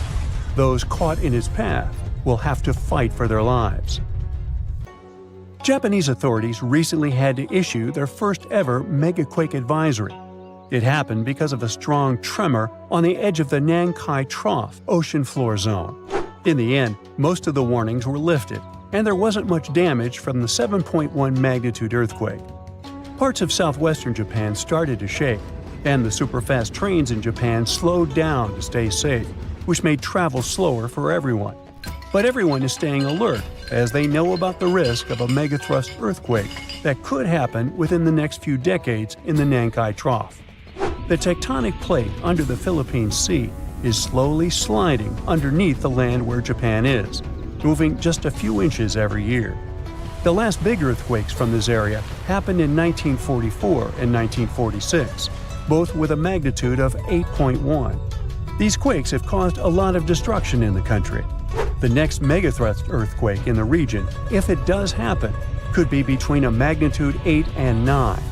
Scientists still can't agree on how likely this mega earthquake is to happen, but it could be up to 80% certainty. On the other side of the Pacific, scientists from the U.S. Geological Survey have studied a dangerous area along the U.S. West Coast. It's called the Cascadia Subduction Zone, and it stretches from northern California to northern Vancouver Island in Canada. Over the past 14,200 years, there have likely been at least 30 big earthquakes in this region. One major quake happens every 500 years on average. But for a long time now, Cascadia has been quiet, and it worries scientists. They think this might be because the area is locked, meaning the tectonic plates are stuck together and building up a lot of pressure. Eventually, the part of the seafloor could suddenly break and move by several feet. The shaking would be just 5 minutes, but it would create a powerful tsunami as the seafloor shifts that would last for 10 hours. If it happens, it's going to be the worst natural disaster in the country's history, according to experts. The ground on some inland hills could turn into something like quicksand. This would cause the hillsides to slide and crumble, taking down roads and bridges. Around 620,000 buildings could be badly damaged or even collapse, including about 100 hospitals and 2,000 schools. People in Washington state might have to take care of themselves without help for 2 weeks, finding food, water, and shelter on their own. Scientists are studying slow slip events, where the tectonic plates move very slowly over weeks or months, releasing some energy but not enough to stop a big one. Every time the magnitude of an earthquake goes up by just one number, the energy it releases is 40 times bigger. So we'd need about 1 million small earthquakes every day for 500 years straight to release the same energy as one huge magnitude 9 earthquake. But these small earthquakes might be clues that a bigger earthquake is coming. To better monitor the Cascadia Fault, experts are mapping the fault more accurately and adding better monitoring tools offshore. Scientists receive over $10 million to install seismic sensors and seafloor pressure gauges on a fiber optic cable off the coast of Oregon. The goal is to be ready to warn people and potentially save lives when a big earthquake strikes. A sharp megathrust earthquake happened in this part of the world in 1964. It went down in history as the Great Alaska Earthquake and had a magnitude of 9.2. It lasted for more than 4 minutes, making it the most powerful earthquake in the history of the U.S. and North America. The ground shook so hard that it caused huge cracks and landslides. In Anchorage, many houses, buildings, and roads were destroyed because they weren't built to handle such a big earthquake. In some places, the land was permanently changed. For example, the coastline near Kodiak and Hinchinbrook Island was lifted by 30 feet. In other areas, like Gerwood and Portage, the ground sank by 8 feet. They had to rebuild roads higher so they wouldn't be flooded by the time. A huge 27-foot tsunami wiped out the entire village of Chiniga. Many coastal towns were heavily damaged, not just by the earthquake, but also by tsunamis and the fires that followed. After the main earthquake, there were thousands of smaller aftershocks for months. A moderate earthquake of magnitude 4.4 shook Los Angeles in August 2024. Once it was over, the LA Fire Department checked around the city and didn't find any major damage or anyone hurt. In the nearby city of Pasadena, which is close to the earthquake's epicenter, a water pipe burst inside City Hall and everyone had to leave the building. Thankfully, there was no danger of a tsunami. The best we can do to avoid panic in such situations is to be prepared. Japan is one of the places on Earth where earthquakes happen the most because it sits on the edges of 4 tectonic plates. Around 1,500 of these earthquakes each year are noticeable. Because of this, the people in Japan have learned to live with earthquakes. The 1950 law set a rule that buildings should be able to handle earthquakes up to a magnitude 7 without falling apart. An update 30 years later said that buildings should only have minor damage in such earthquakes and still work as usual. But if an earthquake is even stronger, the law says the building's main job is to not collapse and save people's lives. At the most basic level, buildings are made stronger with thicker beams, pillars, and walls so they can handle shaking better. Another technique is placing special pads made from materials like rubber at the base of a building. Some buildings are even built on thick layers of padding that separate them from the ground completely, which helps protect them during an earthquake. A skyscraper might sway back and forth a lot, moving up to 5 feet. To stop it from getting damaged, engineers can add something called dampers every second floor all the way to the top. These dampers are like giant bicycle pumps, but instead of air, they're filled with liquid. When the building shakes, the dampers push against the liquid inside them. Even though the liquid doesn't squish very much, it can still absorb some of the shaking. When they're building tall skyscrapers, engineers try to make the structure as simple and balanced as possible. This means having each floor the same height and placing the support columns evenly. But sometimes, architects who design skyscrapers don't want to make these compromises because they have creative ideas for how the building should look. Then they have to find compromise solutions. For example, Tokyo's Skytree Tower, one of the tallest buildings in the world, is designed in a futuristic style but also includes special features to protect it from earthquakes. It has a central pillar, like in traditional Japanese pagodas, and seismic dampers that help absorb the energy from an earthquake, keeping the building safe. The strongest earthquake ever to strike east of the Mississippi River that happened over 200 years ago was never over, according to some scientists. Most earthquakes last seconds to minutes, and the official record breaker so far is a silent one in Sumatra that was going on for 32 years. This slow slip event triggered a massive quake and a tsunami. So if it's true that the new Madrid earthquake is still sending aftershocks, we'll have a new top name for this sad list. The earthquake started in December of 1811 with a powerful quake in a sparsely populated part of northeast Arkansas. They felt the shaking almost 1,000 miles away in the White House, and the tower bells were ringing in Boston, even further away. It even made the mighty Mississippi flow backward for a few minutes over new waterfalls formed by shifted ground. The town of New Madrid, Missouri, completely disappeared in the disaster. The Earth wouldn't stay still until the end of January the following year, when things got serious again. A massive quake hit, this time near the junction of the Ohio and Mississippi rivers, right in the Missouri boot heel. Geologists believe it was a rupture on the New Madrid Fault, putting even more strain on the nearby Reelfoot Fault. Just when people thought it couldn't get worse, another 2 weeks of trembling passed, and the Reelfoot Fault snapped deep beneath New Madrid. Down in Tennessee, about 15 miles south of New Madrid, the ground uplift created Reelfoot Lake. Steamboats were chugging along the river, with thousands of trees floating and acres of woods torn apart by the quake. In St. Louis, Missouri, which is 160 miles away, buildings were badly damaged, and chimneys fell in Cincinnati, Ohio, 400 miles away. People all the way in Montreal, Canada, over 1,000 miles away, felt the earthshake. Seismologists have registered about 200 small earthquakes in the New Madrid seismic zone every year since 1974. Some researchers believe that up to 30% of those were aftershocks from those big quakes back in 1811 and 1812. In parts of the U.S. where there's not much tectonic action going on, these aftershocks could keep rumbling for years, maybe even centuries, after the big ones hit. Aftershocks are the Earth's way of releasing all that built-up stress from the main quake. When the ground shakes from the first earthquake, it puts a lot of pressure on the rocks nearby. And when those rocks can't take it anymore, they crack, causing even more shaking. That's the aftershock. And they can be pretty intense, especially right after the main quake, but weaken over time. Not all scientists agree that contemporary earthquakes have to do with those from 200 years ago. We mostly associate faults with those lines where Earth's plates meet.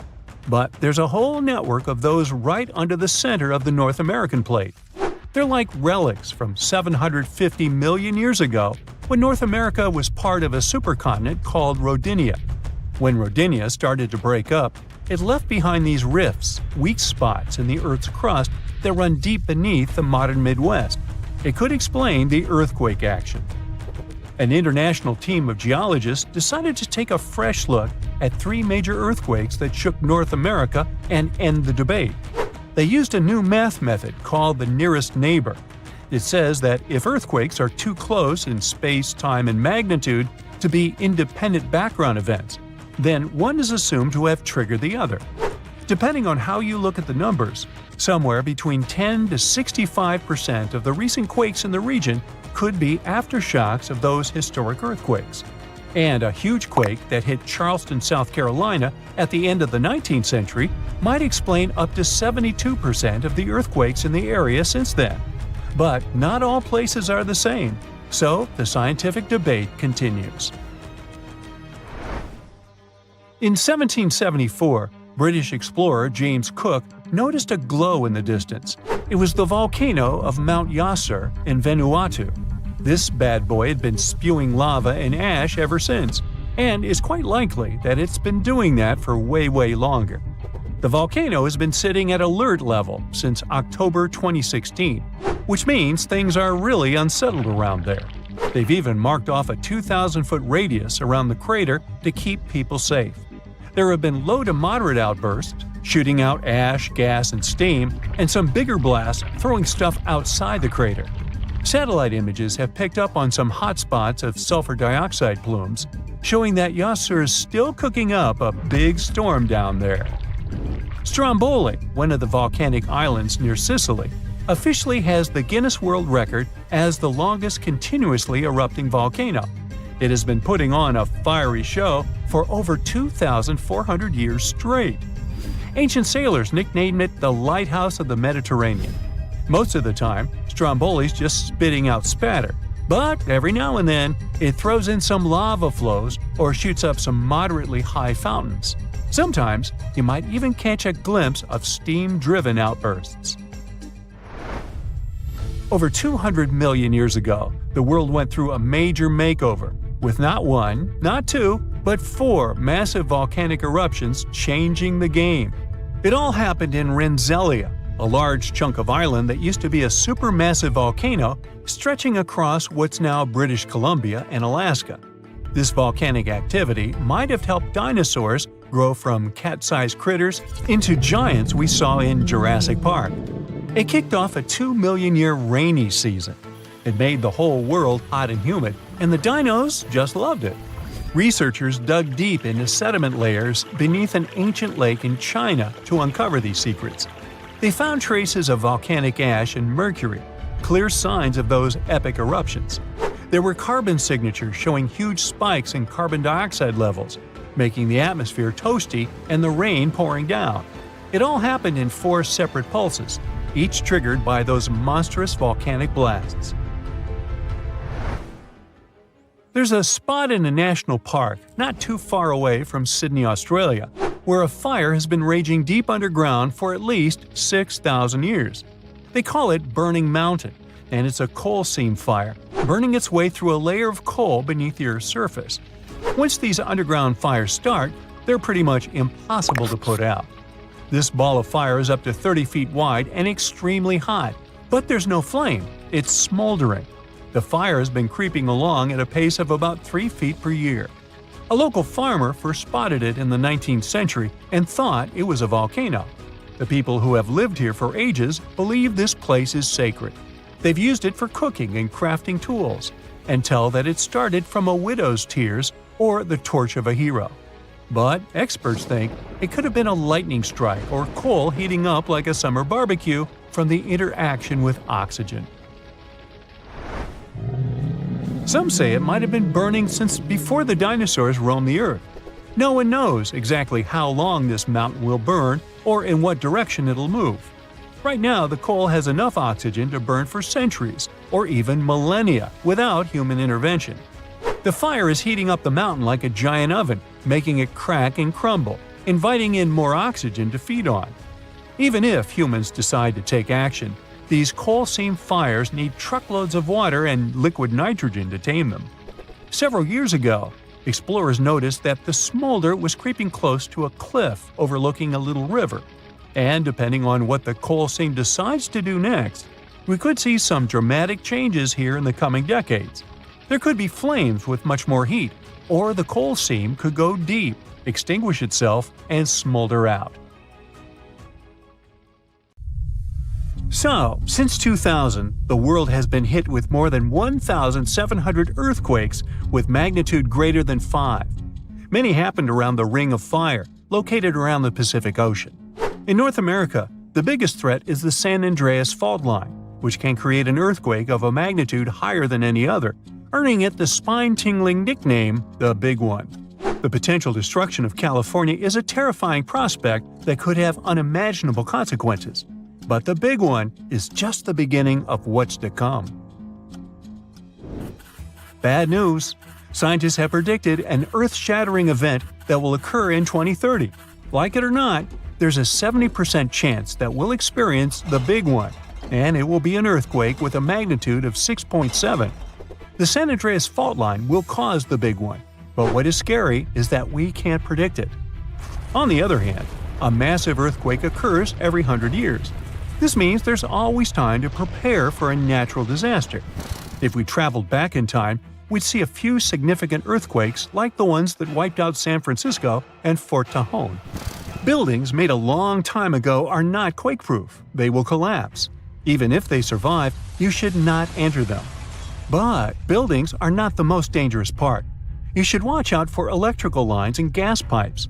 Your hill house might be lovely, but it is extremely unsafe. During quakes, the hill can turn into a massive landslide that will destroy everything in its path. Say goodbye to road trips because all the roads will be ruined. You should have some spare water and food since you won't be able to go to the supermarket. This disaster won't be cheap. It will cost the U.S. around $200 billion to recover from the quake. At least the earthquake will not trigger tsunamis. But there's something it can cause more damage than the big one. The notorious Cascadia subduction zones start in California and ends up all the way in Vancouver, Canada. The San Andreas Fault line is nothing compared to this zone. It can wipe the whole coast off the face of the Earth, an example of hyperbole. Subduction zones are tectonic plates forced to be one under the other and constantly pulling apart. One is called the North American Plate and the other is the Juan de Fuca Plate. Zones like these are not to be messed with, since they are terrifying hotspots for earthquake activity and extremely dangerous because they cause massive underwater quakes. But they are underwater, so what can they do to us? Well, they can cause giant tsunamis, flooding cities, and destroying the coastline. Right now, the most active zone is the Ring of Fire. The Cascadia zone might be less active, but it is like a sleeping beast that can wake up and destroy everything in its path, causing a groundbreaking earthquake. The last time all this stress was released was in the year 1700. Unlike the San Andreas quake, this one will cause massive tsunamis and much bigger shocks. Let's hope you'll be camping in an open field at that time, because most buildings and bridges will likely be destroyed. Also, be ready for the aftershocks, as they'll be devastating. Nature won't be spared either. Landslides will change animals' habitats. Even our homes will be changed forever. Luckily, there is a light at the end of the tunnel, and scientists are doing everything they can to ensure our safety. New rules are implemented. Every new building must be able to withstand massive shocks. They're developing modern warning systems, and every new infrastructure must follow strict quake-proof guidelines. The Juan de Fuca and the North American plates are locked together, but they won't stay like that forever. When they unlock, get ready for a massive shake. The closer you are to the epicenter, the more damage you'll experience. But even if you are lucky to be far away, you may still feel the ground shaking for some time. Now, if we compare the Cascadia subduction zone and the San Andreas Fault, we'll see how much more dangerous the Cascadia zone is. In 1994, there was an enormous 6.7 magnitude earthquake in the Northridge area, close to the San Andreas Fault. Sadly, many people didn't make it, and some were injured. Back then, buildings were not strong and earthquake-proof, and many of them were damaged. The Cascadia subduction zone can potentially cause a magnitude 9 earthquake. A magnitude 6 quake has the power of around 44 million pounds of dynamite, but a magnitude 9 has the power of 44 trillion pounds of dynamite. The strongest ever recorded quake was in Chile. Its magnitude measured 9.5, and it destroyed most everything. So let's say you've survived the quake, but the struggle is far from over. Soon after, a massive tsunami will strike, with waves that might reach up to 100 feet in some areas. That's so unlike the San Andreas earthquake, which can't produce any significant waves.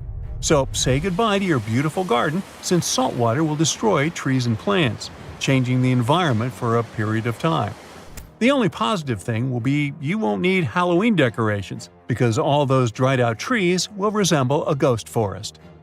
The combination of waves, quakes, and the sheer size of the area will make this natural disaster much more dangerous than any caused by the San Andreas Fault or the so-called Big One. A quake similar to this happened around 300 years ago. Many more have been recorded in the past 3,500 years, proving that they continually occur every 400 to 600 years. So, technically, we have around 100 to 300 years before the next big one hits. We still have no idea how exactly the Cascadia subduction zone works, because we discovered it in 1970. This zone is super scary because it can cause big earthquakes. It was found by accident when researchers studied the Ring of Fire. They wanted to know if this area had caused any trouble in the past years, and the proof was under their noses. In Washington, there is a horror forest where nothing has been growing for years. When researchers tested the soil, they found a tremendous amount of salt. They put two and two together and concluded that a massive tsunami had been the reason. Experts still didn't know when the forest was destroyed. But Japan kept records of a gigantic earthquake that had a similar effect. It was the one that happened in the year 1700. There is a 1 in 3 chance that the next one will occur in 2050. You must know how to survive the Canadian earthquakes and make it out unscathed, so listen carefully. Those who live in this area have almost no experience with earthquakes like this one. Surviving the quake is relatively easy, but the tsunami coming afterwards is the real danger. After the shake, find the highest ground and go there. Only bring the essentials, like food and water. Yeah, leave your baseball card collection at home. After the first hit, don't try to go down. Seismologists say that most likely there will be a few more waves, and they have proven this. On the 22nd of May, 1960, seismologist Jerry Eston and his 4 friends went to Hawaii to see an expected tsunami that was to happen around midnight. They set up their gear on Wailuku Bridge with an escape route planned.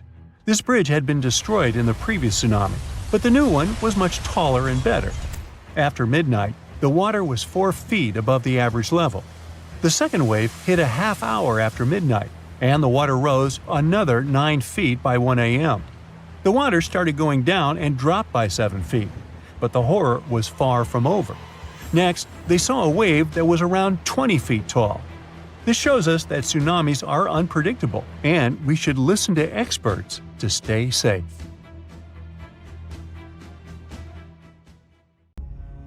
It's 9:59 a.m. when a man is jolted awake in his bed by a powerful, mysterious force. While he's trying to figure out what's going on, a giant 100-foot-tall column of water is already surging toward his hometown. In 20 minutes, most of his friends and family members will lose their lives when a sky-high wall of water sweeps away buildings, trees, and cars. And it can happen to you at any given time. It's the day after Christmas in 2004. Thousands of tourists from Europe and America are enjoying tropical beaches in Thailand, Sri Lanka, and Indonesia when a powerful undersea earthquake strikes off the western coast of northern Sumatra, Indonesia. It's a 9.3 magnitude earthquake, the most powerful ever recorded in Asia. It triggers one of the largest tsunamis in history, the Boxing Day tsunami, which will take the lives of 230,000 people within a few hours. The city of Banda Aceh in Sumatra, Indonesia, home to 260,000 people, is the closest to the earthquake's epicenter. In less than half an hour after the quake, huge 10-story tall waves crash into the city. More than 60,000 people lose their lives immediately. The destruction is so severe that almost no one in its path survives. Next, the tsunami hits Thailand. The waves, rushing at a mind-boggling 500 miles per hour across the Indian Ocean, reach the shores of Phang Nga and Phuket about 90 minutes later. Despite such a significant time gap, both locals and tourists are caught totally off guard. Many beachgoers even walk out onto the beach, curious about the strangely receding sea, only to be overtaken by a towering wall of water. Nearly 5,400 people, including 2,000 foreign tourists, won't survive that day in Thailand. An hour after Thailand, the tsunami hits southeastern India near Chennai. Debris-filled waves push miles inland, taking the lives of more than 10,000 people. Sri Lanka faces even worse devastation. The island will lose over 30,000 people, and hundreds of thousands will become homeless. The tsunami's incredible strength is evident even far away. 8 hours later, it claims its last victims in South Africa, 5,000 miles from the quake's epicenter. There, rogue waves catch swimmers off guard. Researchers from NOAA's Center for Tsunami Research explain that the destruction was due to the sheer power of the earthquake. It originated from a megathrust fault. That's where heavy ocean plates dive beneath lighter continental plates. These faults are the largest in the world and lie underwater. The 2004 earthquake ruptured a 900-mile stretch of the Indian and Australian plates, 31 miles beneath the seafloor. Plus, instead of one quick jolt, the quake lasted for 10 minutes and released an unimaginable amount of energy. During the shaking, massive sections of the seafloor moved upwards by 130 feet. That's a lot. Such a sudden movement set colossal waves rippling across the ocean. Imagine it like dropping a massive pebble into the water. The thing is, tsunami waves aren't like those surfing waves you may imagine. No, they look like a fast-moving whitewater river that floods everything in its way. If you get caught in those raging waters, it's almost impossible to survive. If the powerful currents don't pull you under, floating debris will. That's the reason why, during earthquakes, there are usually many injuries and fewer lives lost. With tsunamis, it's the opposite. There's way fewer injuries than fatalities because it's too hard to survive. Catastrophic tsunamis like the one in 2004 are rare. That's why India and Sri Lanka had no record of such disasters.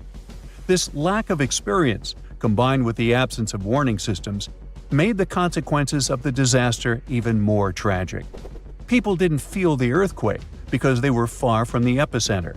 And with no natural warning signs, no official alerts, and no history of tsunamis, the waves that hit crowded coastlines had devastating effects. By the way, the Pacific Ocean, the largest ocean on Earth, is where most earthquakes and tsunamis occur. Locally damaging tsunamis strike somewhere in this ocean about once every 1 to 2 years. 76% of the recorded fatal tsunamis happened in the Pacific. And 99% of tsunami casualties are caused by local or regional tsunamis, which occur more often and hit quickly. But then a question arises: could a tsunami as devastating as the Boxing Day one happen again? Unfortunately, the answer isn't very straightforward. A warning system has indeed been established in the Indian Ocean. Its goal is to alert coastal nations of potential tsunamis.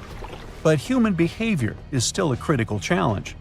This became clear during a real-life test in 2012. That's when many residents of Banda Aceh, Indonesia, simply ignored evacuation towers after a tsunami warning. People never seem to learn, huh? The Indian Ocean Warning Network uses undersea pressure sensors placed near tectonic plate fault lines. These sensors detect any changes and transmit data to surface buoys, which then send it via satellite to control centers on land. Authorities analyze the information and decide whether to issue warnings and evacuate at-risk areas. Aceh, located on one of the world's most active fault lines, implemented additional safeguards. They installed sirens in coastal cities, and people get alerts on their cell phones. Plus, there are evacuation towers, reinforced concrete structures capable of holding 500 people. They are special safe zones. Authorities did test how well prepared people were. In 2009, 18 Indian Ocean countries participated in an evacuation drill, simulating a large earthquake. Thousands of coastal communities took part in this drill, and officials concluded that the exercise had been a success. Fast forward to the system's first real test in April 2012. An 8.6 magnitude undersea earthquake west of Aceh triggered tsunami warnings. And even though there were no significant waves, the whole situation revealed critical flaws. Many residents ignored evacuation towers, choosing instead to flee by car or motorbike. This led to citywide traffic jams, with people getting stranded in areas vulnerable to a potential tsunami. It was chaos. Some residents even went back to the beach to look for the signs of a tsunami, which is a life-threatening mistake. So apparently, there is still a lot of work to do when it comes to tsunami survival. But what you need to know by heart is the signs of an impending tsunami. First of all, it's severe ground shaking. Strong earthquakes near coastal areas can generate tsunamis. If you notice that water on the beach starts to recede at an alarming rate, exposing the ocean floor, reefs, and stranded fish, run. Then there might be unusual ocean sounds. Keep in mind that a loud roaring noise, resembling a train or jet engine, may accompany an approaching tsunami. If you notice any of these warning signs, do not wait for official evacuation orders. Leave low-lying coastal areas immediately and move to higher ground as fast as possible. If you're at home, make sure your family members know about the tsunami and follow official guidance. You should remember that locally generated tsunamis may strike within minutes. You have to act quickly. If it's a distant tsunami, you may have more time to evacuate. If you don't have an opportunity to move inland, hide in high reinforced concrete buildings. Avoid staying in small buildings or homes in low-lying areas. If you're on a boat, stay offshore. Tsunami activity isn't as dangerous in deep water, so avoid returning to port during a tsunami warning. If you're already in port, check with harbor authorities for guidance. If it's possible to move to deep water, do it in an orderly manner. It may be safer for small boat owners to leave their vessel and move to higher ground. And always prioritize moving to higher ground over saving your belongings. If you live in a coastal area, you can take some measures to protect your property in advance. Since most tsunami waves are under 10 feet, you may consider elevating your house. It can reduce damage. You can also consult an engineer to assess and reinforce your home. And finally, don't forget to protect outbuildings too, and create fences that will allow animals to reach higher ground. A magnitude 15 earthquake has the potential to completely destroy our planet and evaporate all the water in a matter of seconds, leaving Earth uninhabitable. Over 500,000 earthquakes happen annually, but none have a magnitude of 15. 90% of quakes occur in the terrifying Ring of Fire zone located around the Pacific Ocean. The ground there is like jello. It shakes almost constantly. The most powerful earthquake to have ever struck Earth had a magnitude of 9.5. That much power can lengthen or shorten the day. But there's probably an earthquake in the confines of your own home now caused by a speck of dust landing on a table. But it has a power of negative 15 magnitudes. Earthquakes happen when tectonic plates move. They're like Lego pieces that are not properly secured, and when they move up, down, or hit one another, the ground also moves, triggering earthquakes. This tectonic energy acts like a battery. It stores energy for a long time, up to 500 years. When this stored energy is released in a sudden burst, the consequences are horrifying. Even the strongest structures submit to this relentless force that leaves a trail of destruction in its path. In some instances, earthquakes can even trigger tsunamis, amplifying the chaos. Such a crazy amount of power can split the ground open and cause severe damage. The strength of an earthquake is measured by the Richter scale, but now it's being replaced by the moment magnitude scale. When there's an earthquake, we hear about how strong it is. It's usually from 1 to 10. Luckily, we haven't had a Richter scale earthquake yet. The most powerful earthquake to have ever happened in modern history occurred in Chile in the 60s. It was around 9.5 on the Richter scale, and it altered Earth's rotation and messed up the length of the day by around 2 milliseconds. It also triggered a massive tsunami and affected a vast area of 155,000 square miles. The Richter scale doesn't actually have a limit. Still, anything above 25 doesn't need measuring, because if that ever happened, we would simply turn into dust, and nobody would care to measure this disaster. As we said, the strongest earthquake had a magnitude of 9.5. If this magnitude had been just 0.5 stronger, it would have created a ruptured line 2,174 miles long. That is almost 7 times the size of Wyoming. A magnitude 11 earthquake would create a crack halfway around the world. Massive tsunamis would hit coastal areas, destroying everything, and Earth would get into a massive environmental crisis. If you love hiking, you would have new mountains to explore, created by the terrifying earthquake. Even the temperature would increase because of volcanic eruptions and the resulting greenhouse gases. It would turn our planet into a hot oven. The safest places would be far away from any buildings, seas, oceans, and mountains where there would be a low chance of a landslide.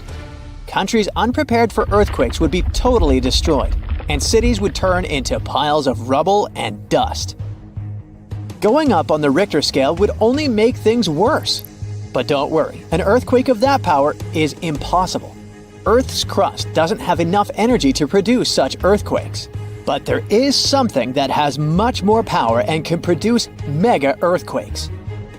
Asteroids are powerful enough to destroy our planet, as we all know from the dinosaur era. That asteroid was around 6 miles long and it caused massive damage to the planet. It triggered earthquakes that shook the ground constantly for months. These terrifying quakes were about 50,000 times stronger than the Chile earthquake. They also triggered a tsunami that was 30,000 times more powerful than the Indian Ocean tsunami. And the latter was one of the most devastating tsunamis to have ever struck Earth. The earthquakes caused by the asteroid had a magnitude of 11, making it the most powerful and scariest natural disaster ever. And let's hope it stays that way. The Indian Ocean tsunami affected only certain areas of the world. Meanwhile, the asteroid tsunami affected every part of the world and had 33-foot-tall waves. Even if you had traveled to the most remote place on Earth, you wouldn't have been able to hide from this Grim Reaper. A 15-magnitude earthquake wouldn't be 15% stronger than the Chile earthquake. The scale doesn't work like that. It would be around 100 million times more powerful than a 9.5 magnitude quake. It could make all the water on Earth evaporate, leaving us devastated and without any H2O to survive. All ecosystems would collapse, all food chains would be broken, and only some super strong bacteria would probably survive the impossible. That is only a fraction of the frightening things that could happen. The ocean is like the AC for our planet. Without it, Earth would be super hot. The ocean also serves as a shield from the sun's powerful rays. It acts as a heat absorber and cools Earth. Scientists think that the most dangerous thing would be the inability of Earth's crust to survive the violent shakes of the 15-magnitude earthquake. If our planet miraculously survived and didn't turn into dust, there would be massive openings in its crust. The ground would become gelatinous. It would randomly move up, down, left, and right, and no building would survive that. Our civilization would be brought back to the Stonehenge era. Tectonic movements like this are devastating. A similar thing happened in Japan when tectonic plates moved 165 feet from each other and then snapped back together, creating a 9-magnitude earthquake. No place on Earth is immune to this bone-chilling natural phenomenon. Still, certain places have higher chances of being destroyed than others, like the Ring of Fire, where 90% of earthquakes happen. This is a place where earthquakes are almost everyday occurrences. The Ring of Fire is located in the Pacific Ocean. It forms a ring around the continents that surround the Pacific. There, several tectonic plates meet, creating highly unstable ground. To make the problem much more terrifying, 75% of active volcanoes are located in this area. 90% of dormant volcanoes are also there, making this place extremely dangerous. Scientists carefully study this region to find a way to predict when the next earthquake might strike.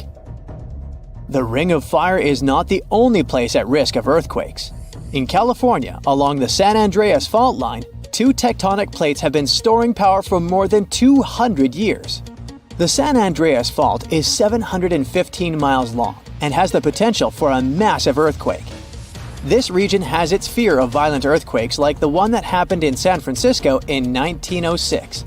It had a magnitude of 7.8 on the Richter scale. Scientists' predictions are terrifying. They say that the chance of a 6.7 magnitude earthquake is very high in the area. If all hell starts to break loose, you should know how to survive. Avoid anything that might fall on you, like windows, closets, or unstable ceilings. The official phrase from emergency experts is drop, cover, and hold on.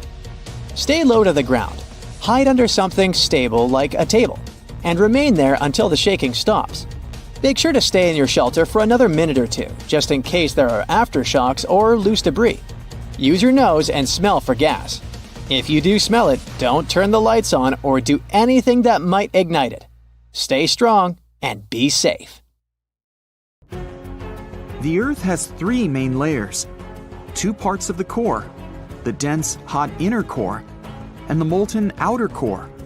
Then comes the mantle.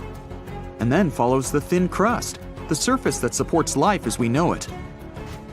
At least, that's what we thought, because now scientists found a new mysterious layer located deep within the solid inner core. Earth's inner core is approximately 2/3 the size of the Moon.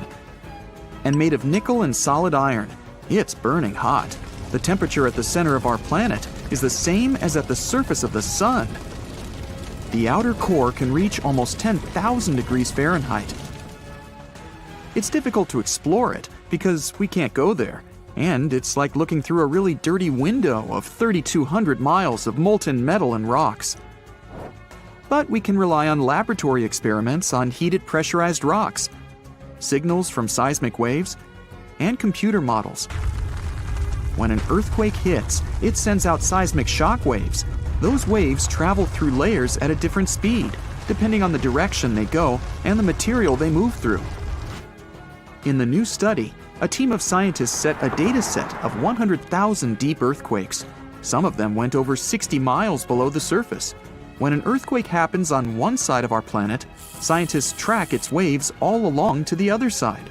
Waves change when they come to the other side, so scientists try to understand the materials these waves have passed through. They found a new layer in the core of our planet thanks to earthquakes. Normally, shock waves travel along the equator, but down below, they digress and go into different directions, about 60 degrees to the side. When waves pass through the inner core going from north to south, they will travel more quickly than waves going through the core parallel to the equator. It's important to understand the core because it creates our magnetic field, which in turn protects the planet from things like solar winds that are charged particles coming from the sun. In the 1960s, we discovered the Earth pulsates every 26 seconds. It's like clockwork, a giant heartbeat. The ground is slightly shaking, but we mostly don't feel it. Researchers can still track it. Some of them think the continental shelf comes as a huge wave break under the oceans. For example, the highest part of the North American continent falls off into a deep abyssal plain. One theory says waves hit this spot, producing regular pulses. It's like having all kinds of drums. You hit them with your hands and accidentally slam that one spot that produces the right harmonic bang to rattle our entire planet. If this theory is true, we're lucky there are no more spots like this that can shake the Earth. Other scientists believe the pulsation happens because there's a volcano near the critical spot, the island of Sao Tome in the Bight of Boni. You're walking, running, and jumping, but when you stop, it always feels like you're standing still. In reality, you're moving even when you're perfectly still because our planet is always on the move. Depending on where you're at, you could be spinning through the universe at more than 1,000 miles per hour. If you're on the equator, you'll move the fastest. Let's say you have a basketball spinning on your finger. Check the ball's equator. A random point on it has farther to go in just one spin than any point near your finger. That means the point on the equator is moving more quickly. The Earth is a planet that recycles all the time. The ground we're walking on is recycled. Our planet's rock cycle turns rocks of one type into another. That's a cycle that goes on and on. The depths of our planet are filled with magma. As magma is going out onto the surface, it hardens into rock. Tectonic processes like volcanic activity, earthquakes, mountain building, and all of the other processes that shape the surface of our planet bring that rock to the Earth's surface. When the rock is on the surface, erosion shapes it and shaves its bits off. Those small particles then get deposited. All the pressure coming from above compacts the particles into sedimentary rocks, like, for example, sandstone. Sedimentary rocks can also end up deeper and deeper under the Earth's surface. Since there's a lot of heat and pressure, they get cooked into metamorphic rocks. They can go back to the surface once again, or even end up being re-eroded. Sometimes the crust plates are pushing one under another, and this way, rocks can transform into magma once again. We've explored only 5% of the ocean so far. The ocean itself, as well as life below the seafloor, is still a mystery. The sediments that are underlying our oceans are home to different microorganisms that exist even at depths of 1.5 miles beneath the seafloor. There are microbes hidden deep inside volcanic rocks below the seafloor off of the parts of the Pacific, hidden under 870 feet of sediment. The biosphere under the seafloor is growing extremely slowly compared to life on the surface. Cell division happens every 10 to 1,000 years.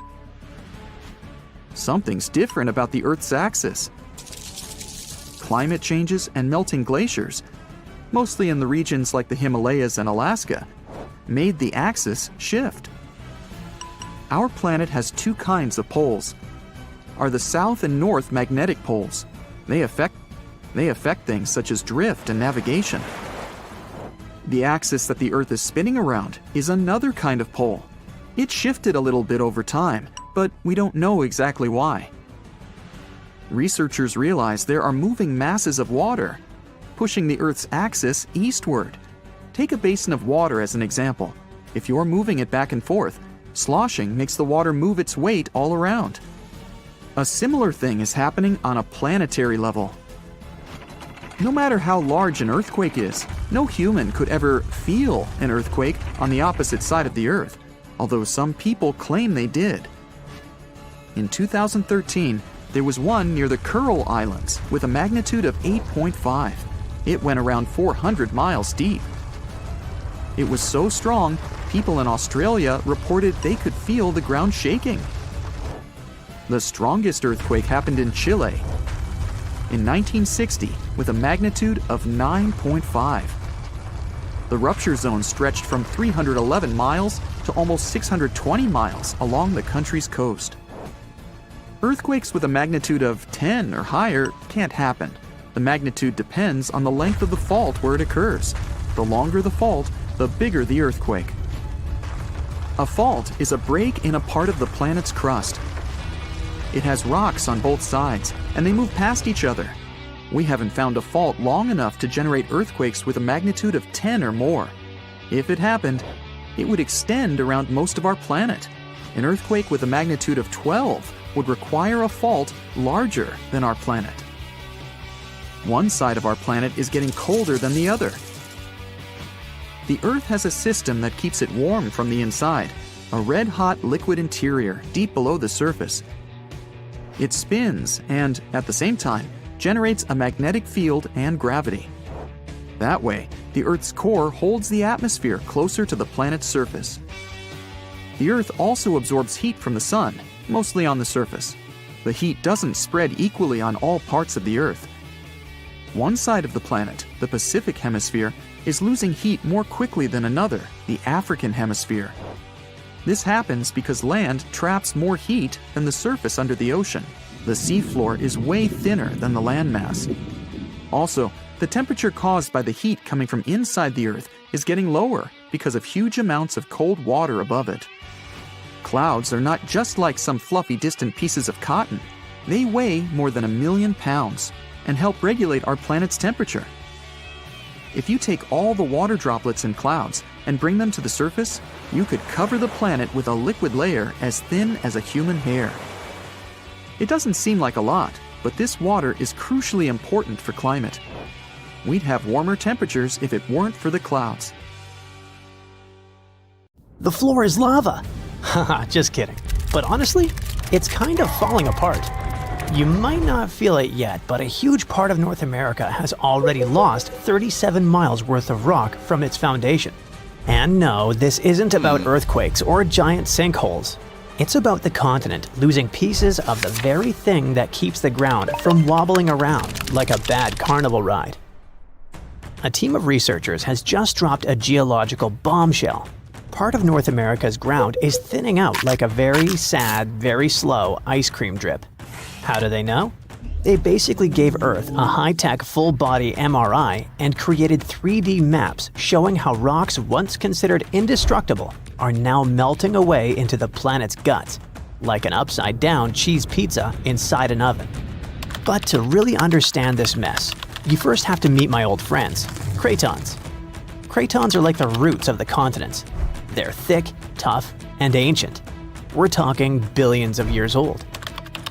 These bad boys survived meteor impacts, supervolcanoes, and even the tectonic movement of plates.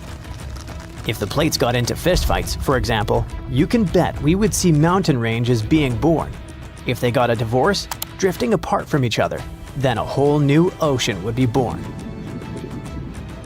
All of these things leave scars on the surface of Earth, but the cratons seem to always remain unfazed, like the cockroaches of geology.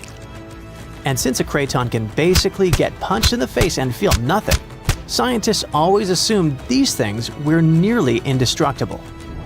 But then, a group of researchers took their fancy machines to the test and realized that, wait, the cratons are falling apart? How? Enter the Farallon Plate, a really ancient tectonic plate that started to slide under North America's major plate over 100 million years ago. This is a pretty normal process, actually. It's called subduction, and it's how Earth recycles rocks and keeps itself from overheating.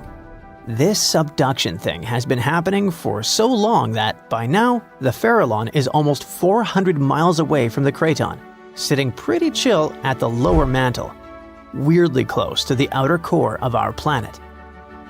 But the Farallon has been causing trouble, like that one roommate who moved out but keeps leaving weird stuff in the fridge. You see, as it sinks, it tugs on the bottom of North America's foundation, stretching it out and causing pieces to fall off into the deep mantle. And if that wasn't enough drama, the sinking Farallon has also leaked water and carbon dioxide into the surrounding rocks, making the craton even softer and easier to shred apart. Thanks, Farallon. Very cool of you. By studying hundreds of earthquakes across thousands of monitoring stations, scientists have confirmed the story. Big chunks of continental material are dripping downward, thinning the craton by as much as 37 miles. That's more missing rocks than can fit into a milk carton. Sounds dramatic, right? But don't worry. This is happening at a snail's pace. It'll take millions of years for anything noticeable to happen. Your great-great-great-great few grandkids from the distant future might still be standing on solid ground. But don't get too comfy. This thing may not be an urgent problem, but there's another type of sinking that's happening faster than you can say, "Help!" Here's the thing. By 2050, at least 32 major cities in the US, including New York, Baltimore, and Charleston, could be partially underwater. And guess what? This one is mostly our fault. Scientists noticed that since 2007, some cities have been sinking into the ground between 0.04 and 0.08 inches every year. Charleston, in South Carolina, is pulling ahead in the worst way possible, sinking 0.15 inches annually. Sure, these numbers sound tiny and a bit ridiculous, but Charleston is barely 9 feet above sea level. And a little sinking goes a long way when the ocean is breathing down your neck. On really bad flood days, people there have to abandon their cars and basically swim home. This whole phenomenon is called land subsidence.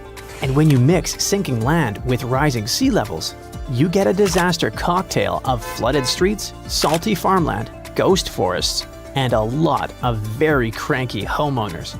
And it doesn't stop with just homes.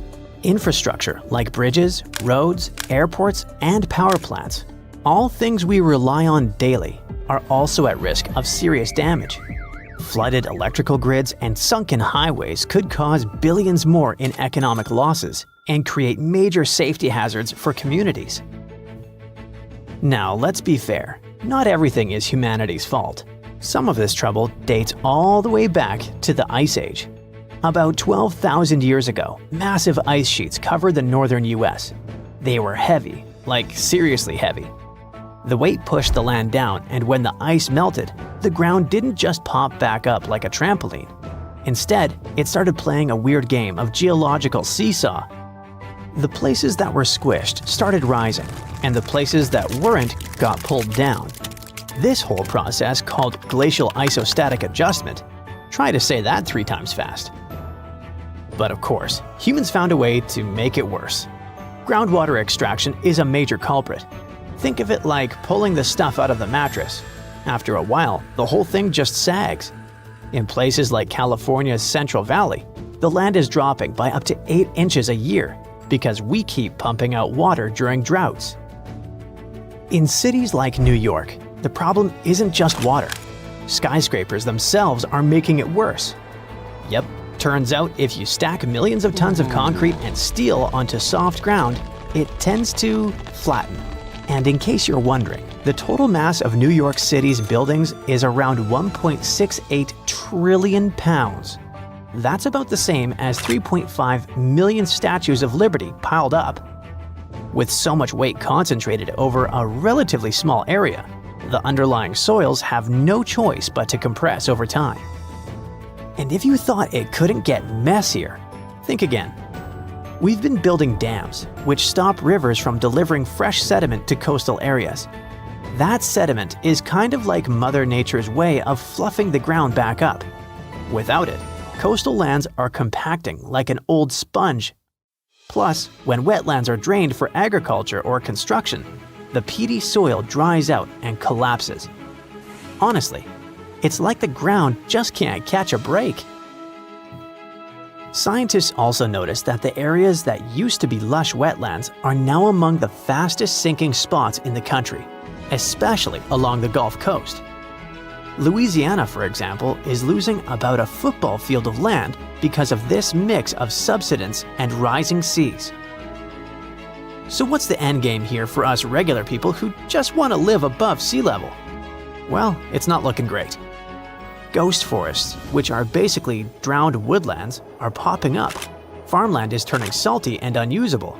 And even sunny day flooding, where streets flood without any rain, is becoming a thing. Yikes!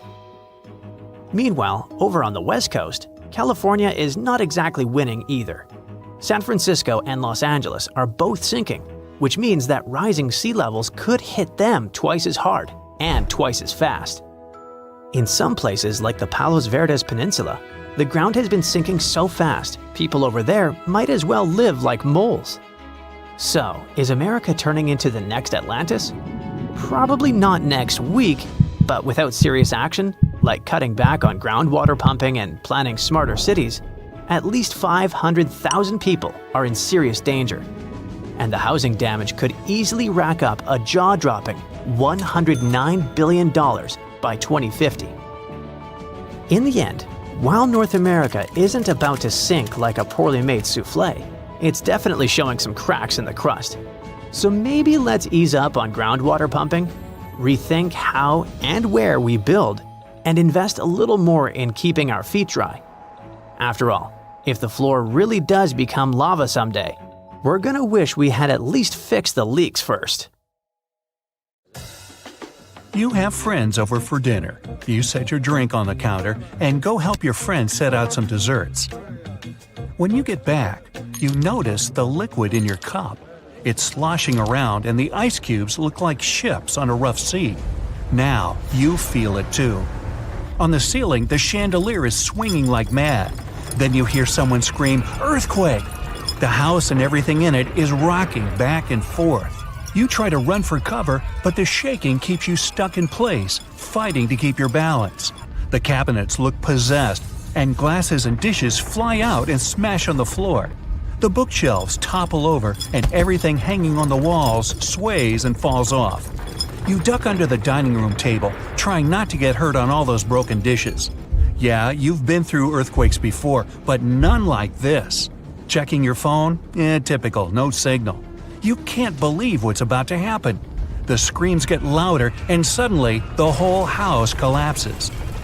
The biggest earthquake ever recorded happened in Chile in 1960. Disaster came in the afternoon, just when everyone was out enjoying themselves. To cause serious, life-changing damage, you need to have a magnitude of around 7 or so on the Richter scale. This one was 9.5.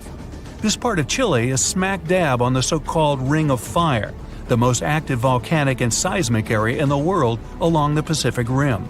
The initial shaking lasted around 10 minutes, and after 2 days, many aftershocks were still strong enough to set off a volcano in the south of the country. But that's not where it ended. The earthquake unleashed a series of tidal waves all over the Pacific Ocean, with some reaching over 80 feet high.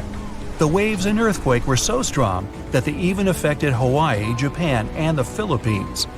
It caused around $500 million $1960 worth of damage. Many were left homeless. Much of their infrastructure was smashed too. Buildings as far as the eye could see were toppled, and debris piled everywhere. Scientists estimate that this earthquake was so powerful, it shifted the Earth's axis, making our days 1.26 microseconds shorter. That might not seem like a lot, but think about it. Just one natural disaster was strong enough to make time move. Many of the coastal cities were flattened and floods were widespread. The economy spiraled downward. According to studies, if this earthquake happened today, it caused more than $20 billion in damages. So, what would happen if an earthquake twice that size hit without warning? For starters, you'd likely feel the effects even further away. Tidal waves wouldn't just hit the coasts of Japan and the Philippines. They would move even further to China, Korea, Vietnam, and even Australia. And those waves would be significantly higher than 80 feet, perhaps double that. That's like 8 giraffes piled on top of each other, surfing your way. If you lived by the coast, you'd notice the waves. If you saw the water recede way back so you could practically see where all the fish call home, you'd know it was time to run. Chances are that a tsunami's heading your way. Say it really happens. You're caught under the wreckage, not knowing what's going on. You manage to free yourself and escape to the fresh air. And you're not alone, because all the houses in the neighborhood have turned into piles of bricks and rubble. The bridges have also collapsed, leaving people stranded on either side. You look around, dust yourself off, and rush to find help. Fire trucks and ambulances drive between the broken-down cars and rubble. You try to make it to your car, but the aftershocks are still hitting, and you're getting tossed to the sidewalk. With all the cell towers down, you can't call anyone on your phone. Your knees are shaking, but you manage to power through. Once you reach your car, you see it crushed under a boulder, like a giant soda can. You continue on foot and eventually reach downtown. It looks as if some giant got angry and knocked all the buildings down. You push forward and try to see if you can find some help. Without warning, your phone vibrates. You check it and see 1,000 notifications about a 20-magnitude earthquake. You're still shaking, but that's all you. The ground is still for now. Uh-oh. You hear something in the distance, racing towards you. To your right, you see tidal waves as tall as buildings charging at you. Still in shock, not knowing what to do, you now come to your senses and run. You don't even know which way to go. There's a tsunami right behind you, and in front of you are broken down buildings with rocks and concrete still falling everywhere. Wait, there's a building that's somehow still standing. You need to get on top of that thing. You reach the elevator, but it's jammed. Not surprising. You bolt up the stairs as fast as you can, tripping on broken glass and plaster, but always managing to get back up. You look out a window and see the water. It's so close. You're nearly at the top. A few more flights and whoosh. The water forces its way into the building and drags you down at least 2 floors. You can barely see anything. Still, you know you must swim up. But the water keeps forcing you downwards. After about 30 seconds, you manage to swim your way out and continue climbing to the top. You scramble to the top floor and collapse on the roof. You're safe for now. The tidal wave is still going strong, plowing its way through the ravaged city center. Your phone is now waterlogged and useless. You have a perfect 360-degree view of your town covered in water and debris. The ground starts to shake again. Maybe you'll just sit around until this is all over, waiting for the rescue helicopter. But then, a loud explosion that almost breaks your eardrums shakes the ground even more. Off in the distance, smoke is rising, and soon it covers the entire sky. darkness hides the morning sun. That's when you can see lava shooting up into the air and landing nearby. The lava forms into a river, flowing its way into town block by block. With this much seismic movement and the high intensity of the earthquake, the world's tectonic plates have shifted so that magma is pushing its way to the surface. From the earth, steam begins to vent. Then the heat hits you. You see the magma cover the ground like a blanket, eating up every car in its way. What's worse is that the magma is melting the foundations of the buildings that managed to withstand the earthquake and the tsunami. The buildings in the distance are now sinking and collapsing into the raging lava pool that's replaced your town. One by one, every building descends. That means, the building where you're standing is also swaying. It's about to fail. That's when you see the light. You look up and see a helicopter above in the distance. You wave your arms, run around, jump, anything to get noticed. And it works. The chopper makes a few circles and finally drops you a rope ladder. As you're lifted in the chopper, you take a good look at the world below you as it wriggles around like noodles in a strainer. You land a few miles out and are immediately treated by a doctor in an emergency triage center. You were one of the lucky ones. A year later, the tsunami water has receded. The lava that flowed inland has cooled, but all that magma permanently changed the ground below it, and the whole town is gone. The disaster has thrown the entire country into a financial nightmare that'll last decades. It takes months to survey the town, making sure there's no dangerous electrical wires or busted gas pipes anywhere. They're rebuilding your town farther inland from where the old one was. In other towns, they rebuild directly over the ruins. In others, they just decide to move everyone to a nearby city. Imagine there is a huge crevice right under your house. What would you do? Probably pick up your belongings and evacuate the structure. This is what happened to one Kenyan back in 2018. A massive crevice formed almost overnight under his home. The man escaped to safety, but the event revealed a deeper issue. Much deeper than most people thought. The crevice appeared after a month of heavy rainfall. This part of the country, west of the Kenyan capital of Nairobi, sits in a seismically active region. The massive hole in the ground was covered with ash from a nearby dormant volcano. The crevice in the ground ran for miles, and it was 65 feet wide in some places. It was as deep as the Hollywood sign is tall. The gaping hole damaged a vital local road. People soon dubbed it the Grand Canyon. But this is no laughing matter. The same thing happened in 2023. Kenya's highway authority had to close the busy road for repairs once again. Preliminary reports showed that heavy rains were the likeliest cause. The rupture itself is part of the Great Rift Valley. It extends from Jordan in the north to Mozambique in eastern Africa. Its total length is nearly 1.5 times the distance from New York to Los Angeles. Rift valleys are located all over the planet. They're lowland places where tectonic plates move apart or rift. These are huge slabs of rock in Earth's outermost layer. They rest on molten rock underneath, which makes them unstable. Tectonic plates are constantly on the move. They can bump into each other, or one plate can go under another. This can occur both on land and at the bottom of the ocean. Continental rifts are less frequent than the ones we find underwater. The East African Rift is one of 4 major ones. The nearby Arabian Plate has been on the move for the last 30 million years. When it separated from the African mainland, it created the Red Sea and the Gulf of Aden. When you look at the physical map of Africa, it looks like one contiguous landmass.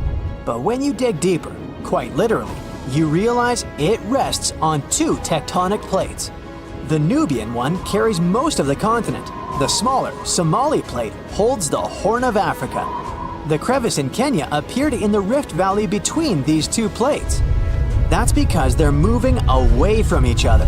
The rift is growing larger, which means that one day the African continent will split into 2. The rifting process is a slow one. the present rate is just 1/4 of an inch every year.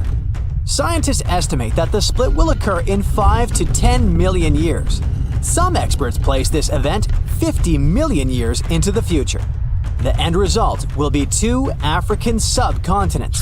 They will be separated by a body of water that will become our planet's 6th ocean. This also means that 5 now landlocked countries will get access to the sea. When they get a coastline, the countries could build harbors to trade with the rest of the world. 3 other countries, including Kenya, would find themselves on 2 continents. The future split of Africa into 2 parts might sound dramatic at first, but it wouldn't be unnatural. This is the first time, after hundreds of millions of years, that the shape of Earth would change so much. The last time this happened was during the Jurassic period. If you're now thinking of Steven Spielberg's 1993 blockbuster movie, you're right. The world of dinosaurs had a different shape than the one we're familiar with today. There was a supercontinent called Gondwana. It included today's South America, Antarctica, India, Africa, Arabia, Madagascar, and Australia. Then, around 180 million years ago, things started to change. Earth was starting to take its familiar shape. The Indian subcontinent collided with the Asian mainland. The event gave rise to the Himalayan mountain range. These are the highest mountains in the world, with 30 peaks over 24,000 feet in altitude. This process is far from over. The Himalayas are still growing in height. On the other side of Gondwana, Africa and South America first separated together. But they weren't meant to last long. 40 million years later, South America started drifting away from Africa. This created the South Atlantic Ocean. The evidence of this ancient continental drift is obvious to this day. If you look at the map of South America, you'll notice a bulge in its eastern part. That's the modern country of Brazil. On the other side of the Atlantic, Africa has a huge inland curve on its western side. The two act as pieces of a giant jigsaw puzzle. They roughly fit into one another. European scientists noticed this as early as the 17th century. Further research confirmed the theory that South America and Africa once belonged to the same landmass. This is only one part of the story. At the beginning of the 20th century, a German scientist came up with the theory of continental drift. He believed that all of Earth's continents were once part of a supercontinent called Pangaea. The name comes from Greek, and it means all of the Earth. Makes sense, doesn't it? It was surrounded by the oceanic ancestor of the Pacific Ocean. Some 200 million years ago, this gigantic landmass was home to many animal and plant species. Thanks to them, scientists could piece together what our planet used to look like. For example, Mesosaurus was a giant freshwater reptile that existed during the Cretaceous period. Paleontologists found its fossils in only 2 places, Africa and South America. The animal lived in fresh water, so there was no way it could have swam in the Atlantic Ocean. This pointed to the fact that it lived in a single habitat, rich in rivers and lakes. This would have been possible in only one scenario. The 2 continents that are now miles apart were once a single piece of land. Pangaea wasn't the only supercontinent in Earth's history. Continents came together and drifted apart several times throughout our planet's past. Researchers know of at least 3 times this happened. Pannonia formed 600 million years ago. Rodinia was an even older supercontinent. It existed 1 billion years ago. The driving force behind all these changes was tectonic activity. Plates deep beneath our feet have the ability to create new land and oceans. This is what's happening in East Africa right now. This activity is most evident at the bottom of the sea. Molten rock rises from deep within the earth to create new seafloor. The process is called seafloor spreading. It happens along underwater mountains called ridges. One example is the Mid-Atlantic Ridge. I think you can fairly accurately guess its location. Over time, the seafloor grows wider here. This has an effect on the continents on both sides of the ridge. Seafloor spreading causes continents to move away from each other. Right now, North America is moving away from Europe at a rate of 1 inch per year. This doesn't seem like much, but give it 50 million years and the Americas are gonna bump into the western part of Asia. The two landmasses will form a new supercontinent. Geologists from Yale University have a name for this land: Amasia. Talk about rushing before the ore. They ran a series of computer simulations to see what Earth would look like millions of years from now. The new continent is likely going to form somewhere around the North Pole. But don't go shopping for winter clothes just yet. The time frame for this event might extend to 200 million years into the future. India could split horizontally into two parts as it runs into Eurasia. The movement of the Indian plate that includes most of modern South Asia is causing the Himalayas to grow. This process started around 60 million years ago when the plate first bumped into Eurasia. Scientists from the Netherlands have used the power of an AI simulator to see what this region will look like one day. The computer model showed that the Indian subcontinent will merge with the Horn of Africa in approximately 200 million years. The present-day cities of Mumbai and Mogadishu will become next-door neighbors. They will sit along the newly formed mountain chain scientists provisionally named the Somalaya. On the other side of this geological formation, Madagascar will connect with Sumatra, while Calcutta and the island of Mauritius will occupy the same region. Sri Lanka would cease to exist as it becomes part of the Indian mainland. Further to the north, scientists predict that the Himalayas are going to increase in height in the foreseeable future. As the Indian plate continues to mile northward, there will be major changes to the surrounding landscape. The present fault line will drift further south. Tens of thousands of years in the future, there might be no Nepal. The Himalayan range will have expanded sideways to fully engulf the mountainous country. And there may be way more earthquakes in this part of the world because of this movement. Most researchers agree the speed at which India is moving northward into Eurasia is barely 1/10 of an inch every year. Some of them think this is happening because of the plate's buoyancy. It prevents the Indian plate from sinking into the mantle, which gives Tibet its elevated topography. Other scholars believe that the structure is buckling under the pressure. The process resembles what happens to a sheet of paper when you push it horizontally against a wall. As you apply more pressure to its edge, the sheet starts to rise in the middle. In the real world, this bulge would be the Tibetan Plateau. A recent theory gives us the third explanation for the process. Their paper still has to undergo peer review, but the findings are intriguing. The international team of researchers introduced a new concept: the delamination of the Indian plate. This term simply means the separation of layers in a material that is supposed to be bonded together. Think of a sandwich that has cheese and ham slices between two buns. Take one of those layers out of the sandwich, and you get delamination. In geological terms, this process involves the upper part of the plate peeling off and moving upwards. In the case of the Indian plate, this is the section that supports Tibet's elevation. The lower section is denser, which causes it to sink into the mantle. Plate tectonics are, in this way, similar to a layered cake. Chefs place the spongy, denser layer at the bottom, so the heavier top doesn't crush it. Scientists developed their thesis by analyzing helium gases in water samples from the region's hot springs. Helium-3 is a rare isotope that shows that the mantle is close to the surface of the Earth. Researchers measured helium isotope ratios at 200 Tibetan springs. The pattern they saw shows how close the mantle is to the northern Tibetan surface. Further to the south, they found plenty of helium-4, another isotope, which means that the plate is intact. It forms a barrier that helium-3 cannot penetrate, except in one region near Bhutan, in the eastern part of the Himalayas.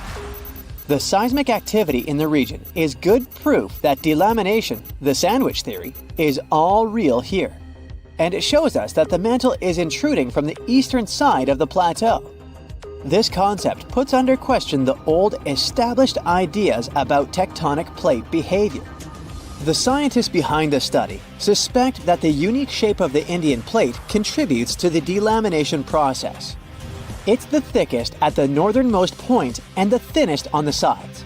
If it's all true, it will mean that the continental collisions have a more dynamic and complex nature than geologists previously believed. Scientists still don't have enough hard evidence to prove the correctness of the new theory, just hints. Drilling to depths of over 60 miles is mechanically impossible right now. Such excavations are necessary to be 100% sure that the delamination process is going on. With the right technology, we would be able to better understand the hazards associated with earthquakes in the Asia-Pacific region. It's home to the famous Ring of Fire, where 75% of Earth's volcanoes are located. 9 out of 10 all earthquakes take place here. The India-Australia-Capricorn tectonic plate beneath the Indian Ocean is also important for solving Earth's tectonic mysteries. The term geophysicists use for such locations is nascent plate boundary. These are plates where tectonic plates are just starting to pull apart or push against each other. They represent the initial stage of a full-fledged plate boundary. Such a geological transformation unfolds at a pace of barely 5% of a single inch per year. That's about as long as a strand of spaghetti is wide. This shouldn't worry us too much from today's perspective. The India-Australia-Capricorn plate is destined to split in half over the course of tens of millions of years. Scientists from France studied records of 2 earthquakes that happened in 2012 and concluded there must be a nascent boundary there. Earthquakes normally occur at places where 2 or more tectonic plates meet. But the tremors in the Indian Ocean happened in the middle of the plate. The scientists used sonar scanning to map out the sea floor and see what was really going on there.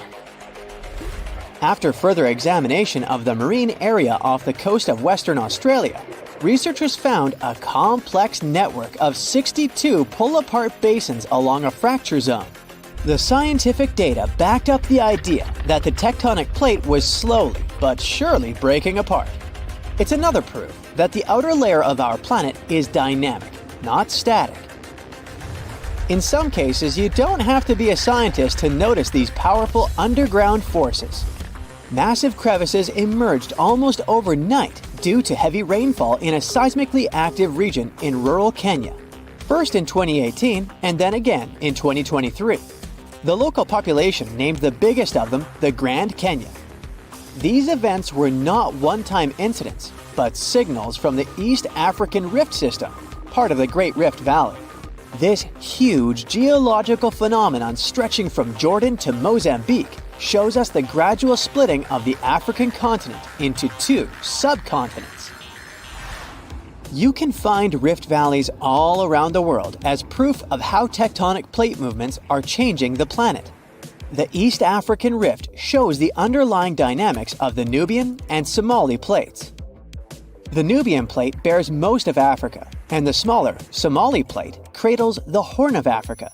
The 2 are gradually moving away from one another, which causes the formation of crevices within the Rift Valley. This process of continental rifting, going on at a rate slightly faster than the one in India, will eventually lead to the split of Africa into 2 continents. The whole process, which is about to happen in the next 10 to 50 million years, marks a significant geological event that reminds us of Earth's historical transformations. The last time our planet's geography changed so drastically was during the Jurassic period. The world map from the period looks recognizable, but the land masses were oddly positioned from the modern perspective. In the north, Eurasia was still loosely connected to North America, which was at the time called Laurasia. This landmass was slowly moving away from the supercontinent of Gondwana, further down south. It consisted of what we know today as Africa, South America, Australia, and Antarctica. At the time, the Indian plate was closer to Madagascar than to Eurasia, as it is today.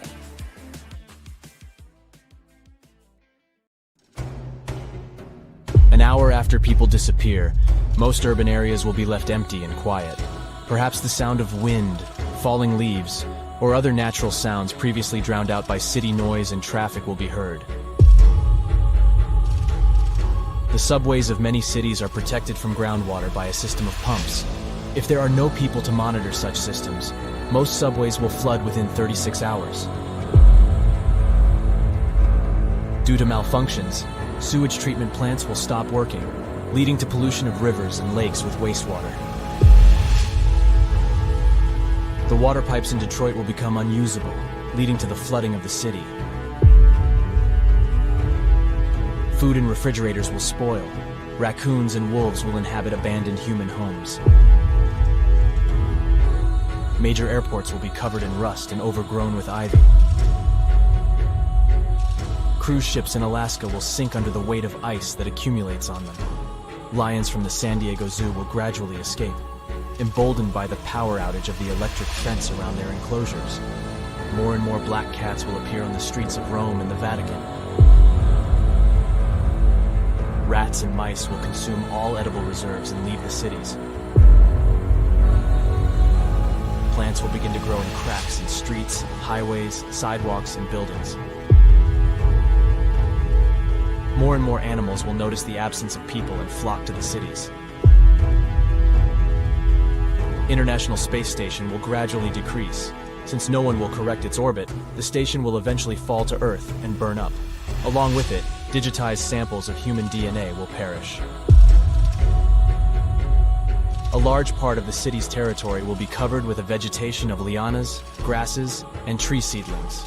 The Red Square in Moscow will have a layer of soil and thick grasses growing, making the square completely green. Despite high levels of radiation, animal populations are increasing in abandoned areas. Plants have grown in many houses and buildings. Seawater will flood cities that were once drained by artificial drainage systems, such as London and Amsterdam. Satellites will begin to fall to Earth. Since no one maintained their speed of movement, they slowly approached Earth and eventually fell to the planet's surface. Wolves now roam freely around the Brandenburg Gate in Berlin, and wild boars will be seen in Paris. Human speech will be preserved in rare words that parrots have memorized during their years of living with humans. Snakes will not only reproduce at incredible rates, but also grow much larger in size. Their main prey will be rodents that have multiplied in the first years after humans disappeared. Many human-made structures will collapse within 100 years, primarily those with a large number of steel elements. Fruit Christmas cakes, thanks to their alcohol coating, will not only retain their appearance but also freshness. Most buildings will be overtaken by plants and animals, and the city will resemble more of a wild nature landscape. The period of nuclear fuel decay will come to an end, and as a result, dead zones around the ruins of nuclear power plants will once again become habitable. The last parrots that spoke human language may go extinct since they memorized human speech, but it is simply not necessary for their survival in the wild. All modern carriers of information that preserve human culture, laser discs, photographic film, paper, and the like, will turn to dust. Rebar inside concrete buildings, which are more durable than steel ones, will expand 3 times due to rust, causing the destruction of concrete structures. Most modern cities will be covered by a green blanket, and collapsed skyscrapers and buildings will become new hills. Manhattan will return to its former state before human settlement, with numerous streams and lakes. There will be almost no evidence of the existence of human civilization. Only powerful stone buildings that rely solely on the force of gravity will survive, such as Notre Dame de Paris. Of the products that existed during human civilization, only honey, especially in clay pots, and oil in wooden barrels, will be well preserved. Only a few stone structures will survive, including the pyramids in Giza and the Sphinx, almost entirely buried in the sands of the desert, and fragments of the Great Wall of China. By this time, a new ice age will begin on Earth. It is expected that the KEO satellite will enter the atmosphere by this time. Various pieces of space debris will collide with it during its descent, but this will not destroy the satellite. Eventually, it will fall into the waters of the world ocean. Remnants of spacecraft and satellite debris will float through space as the only reminder of human civilization.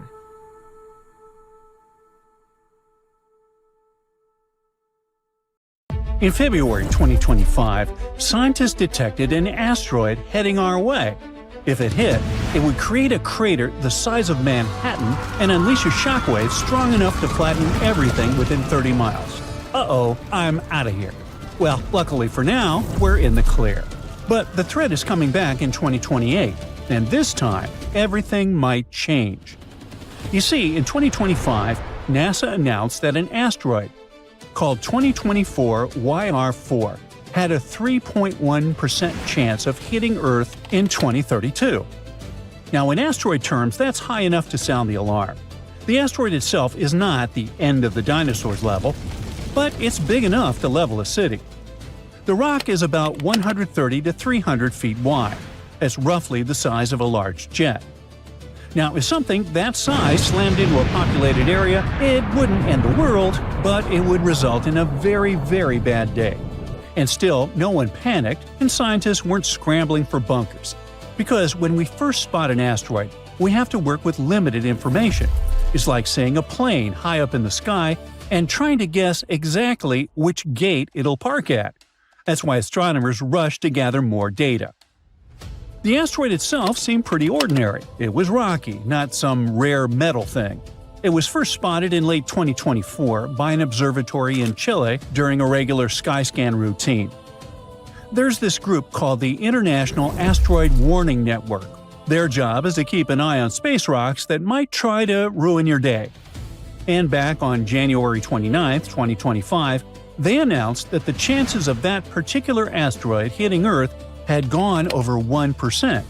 Now, 1% might not sound like much, but that's enough to make scientists start worrying. The impact risk for 2024 YR4 reached its highest point on February 18, 2025. That's when scientists calculated a 3.1% chance it could hit Earth.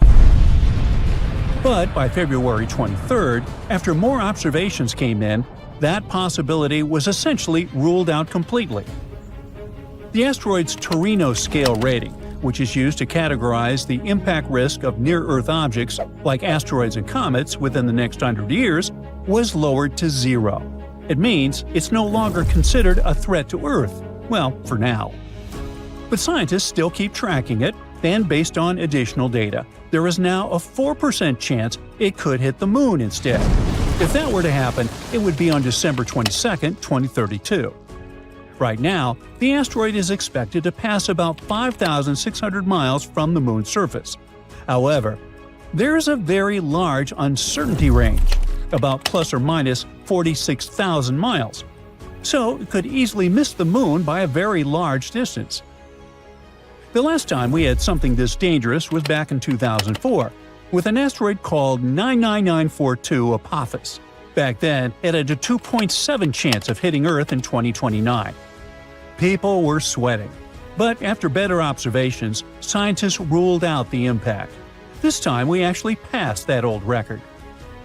2024 YR4 is currently heading out toward Jupiter's neighborhood and won't swing back close to us until 2028. And that's when everything might change. If the risk jumps above 10%, the IAWN will send out a formal warning to the United Nations. They'll tell countries in possible impact zones to maybe start preparing, because if we talk about the damage… Admittedly, this asteroid is not the 6-mile-wide monster that wiped out the dinosaurs 66 million years ago after hitting Earth. This here asteroid is in the city killer category. It sounds dramatic because it is, but it's not some global extinction stuff. The real problem isn't just its size, it's its speed. If the asteroid hits, it could be moving nearly 40,000 miles per hour. That's like flying from New York to LA in under 5 minutes. But still, the most likely scenario would be the asteroid exploding in the air before even hitting the ground. That's called an airburst. But if the asteroid is on the bigger end of the size estimates, it could actually reach the surface of our planet, slam into the ground, and make a crater. So that possibility's still on the table. As for where it could hit, the possible impact zone covers a huge area: Eastern Pacific, Northern South America, the Atlantic, Africa, the Arabian Peninsula, and South Asia. Raise your hand if we left you out. Keep in mind, though, that it's way too early to make life decisions based on that. So, no packing up and moving yet. Besides, we're not sitting here helpless. In 2022, NASA pulled off the DART mission, where they literally smashed a spacecraft into an asteroid to nudge it off course. And it worked. DART stands for Double Asteroid Redirection Test. It was built for NASA's Planetary Defense Office. They wanted to know if we could push an asteroid just enough for it to miss our planet. So they launched a spacecraft in November 2022, and it traveled through space for about 10 months. The plan from day one was to crash it. The target was a small asteroid moon called Dimorphos, which is about 530 feet across, the size of a large stadium. Dimorphos orbits a bigger asteroid called Didymos. The two of them just circle each other out there in space. What's important is that neither of them was threatening Earth, so this was a safe test. Now, DART was basically a heavy spacecraft with a camera and a smart guidance system. The strategy was to hit Dimorphos at about 14,000 miles per hour and let the force of that impact slightly change its orbit. In the final stretch, the spacecraft guided itself. It had to figure out which rock was which, lock onto the smaller one, and adjust its path without anyone steering it in real time. When it hit, the onboard camera sent back close-up images right up until the moment of impact. Then the signal stopped because the spacecraft had done its job and smashed into the asteroid. There was also a small Italian CubeSat that separated earlier and stayed back to photograph the collision and the resulting debris cloud. Those images showed a huge plume of rock and dust blasting out into space. Well, after that, astronomers around the world started measuring the orbit of Dimorphos very carefully. Before the collision, it took 11 hours and 55 minutes to circle Didymos. After the impact, it took 11 hours and 23 minutes. That's an impressive 32-minute difference. The interesting part was that the spacecraft alone wasn't responsible for all of that shift. When DART struck the surface, it threw tons of rocky material outward. All that rock and dust blasting off gave the asteroid an extra push, stronger than the spacecraft alone could have done. Scientists later realized that Dimorphos wasn't a solid chunk of rock. It was more like a loose pile of rubble held together by gravity. That probably helped produce more debris and a bigger push. So if we ever face a denser, more solid asteroid, the same technique might not have the same exact effect. That's why scientists are also looking at other ideas, like using lasers to heat up part of the asteroid so bits of rock fly off and slowly push it in the opposite direction, like giving it a tiny built-in rocket. Or they could place a spacecraft close to the asteroid and use its gravity to slowly pull it off course, like a small tugboat guiding a huge ship. Or if things got really serious, use a nuclear blast as a last resort shove. Despite the success of the DART mission, NASA says we do not have a ready, reliable system that could stop a city-killing asteroid if one suddenly shows up on a collision course with Earth. The danger isn't the giant dinosaur-level asteroids. Those are huge and easy to track. Neither is it tiny rocks that burn up in the atmosphere all the time. It's the middle-sized ones, around 500 feet wide. Scientists estimate there are about 25,000 near-Earth objects in that size range moving near Earth's orbit. So far, we've only found about 40% of them. That means most of them are still out there, and we don't know exactly where they are. The problem is they're dark. Most don't reflect much sunlight, so even powerful telescopes can miss them. To help fix that, NASA plans to launch a new space telescope called the Near-Earth Object Surveyor. Instead of looking for sunlight bouncing off asteroids, it'll look for heat. Even a dark asteroid absorbs sunlight and gives off heat, and that's easier to see in infrared. In 2015, a volcano erupted, and the seafloor dropped about 8 feet, like an elevator giving up mid-ride. By then, scientists had already put wires and sensors all over the place. The idea here was simple. Since it erupted fairly often, they wanted to predict the next disaster, and they sorta did. They circled 2025 in red and waited. Except nothing happened. But the ground is still swelling and quaking almost daily, and now everyone is worried. Let's see why. Axial Seamount is a volcano about 300 miles off the Oregon coast. But to really find it, you would need to dive almost a full mile. You'll also find something unexpected there: yellow cables, miles of them. This is one of the most watched volcanoes on the planet. Through a massive project called the Ocean Observatories Initiative, or OOI, scientists draped the underwater mountain in 550 miles of fiber optic cable. Sadly, it's an observatory in name only, serving more as a science experiment than a proper observatory. There's no cool-looking dome where people live and research underwater. These cables power a massive network of sensors.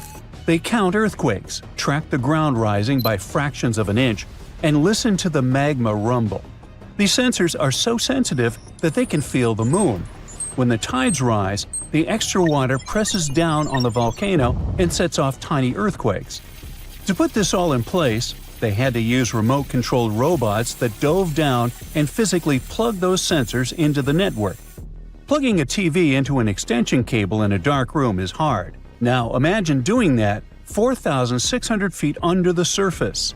You're using a robot arm, and the pressure is strong enough to crush a small pickup truck.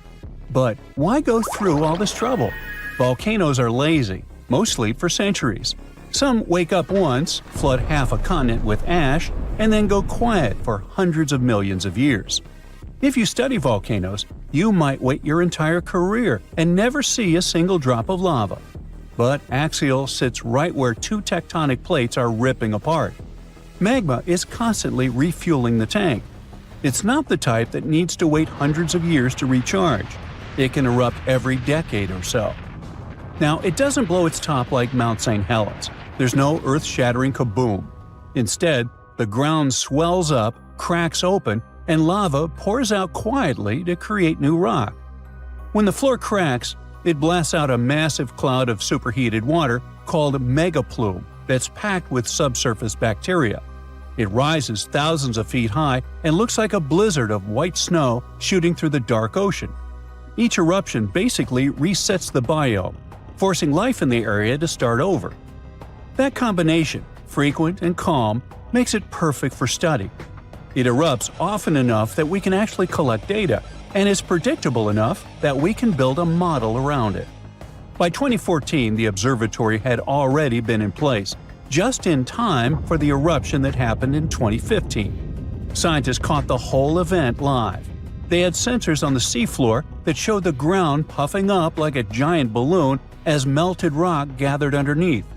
The ground rose up several feet until the pressure made the rock start to crack. This caused thousands of tiny earthquakes in just one afternoon. Then, miles-long cracks ripped open and lava poured out. As that magma leaked out, the ground lost its support.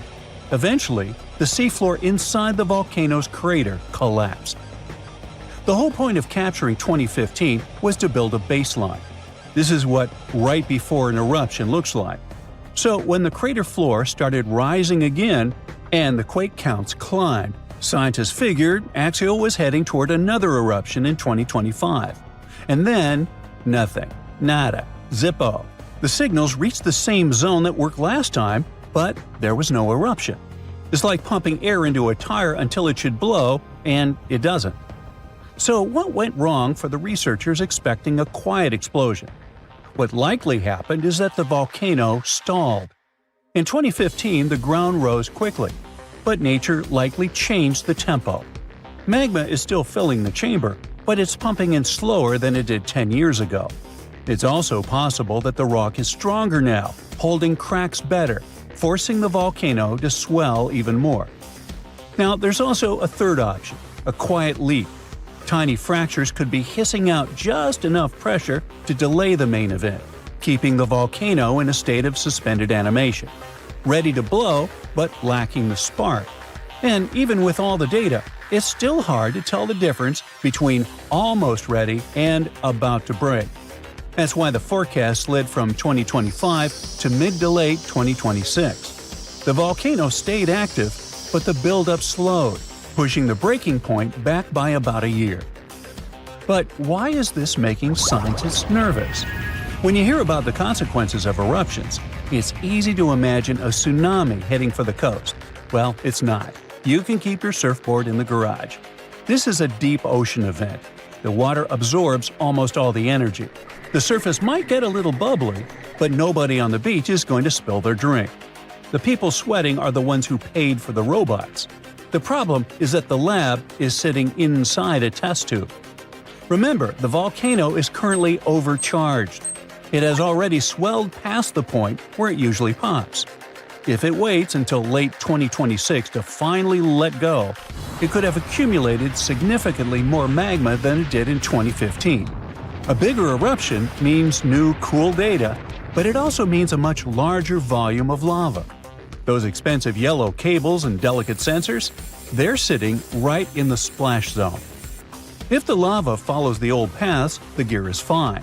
But an overpressurized release could rip open new cracks in the seafloor.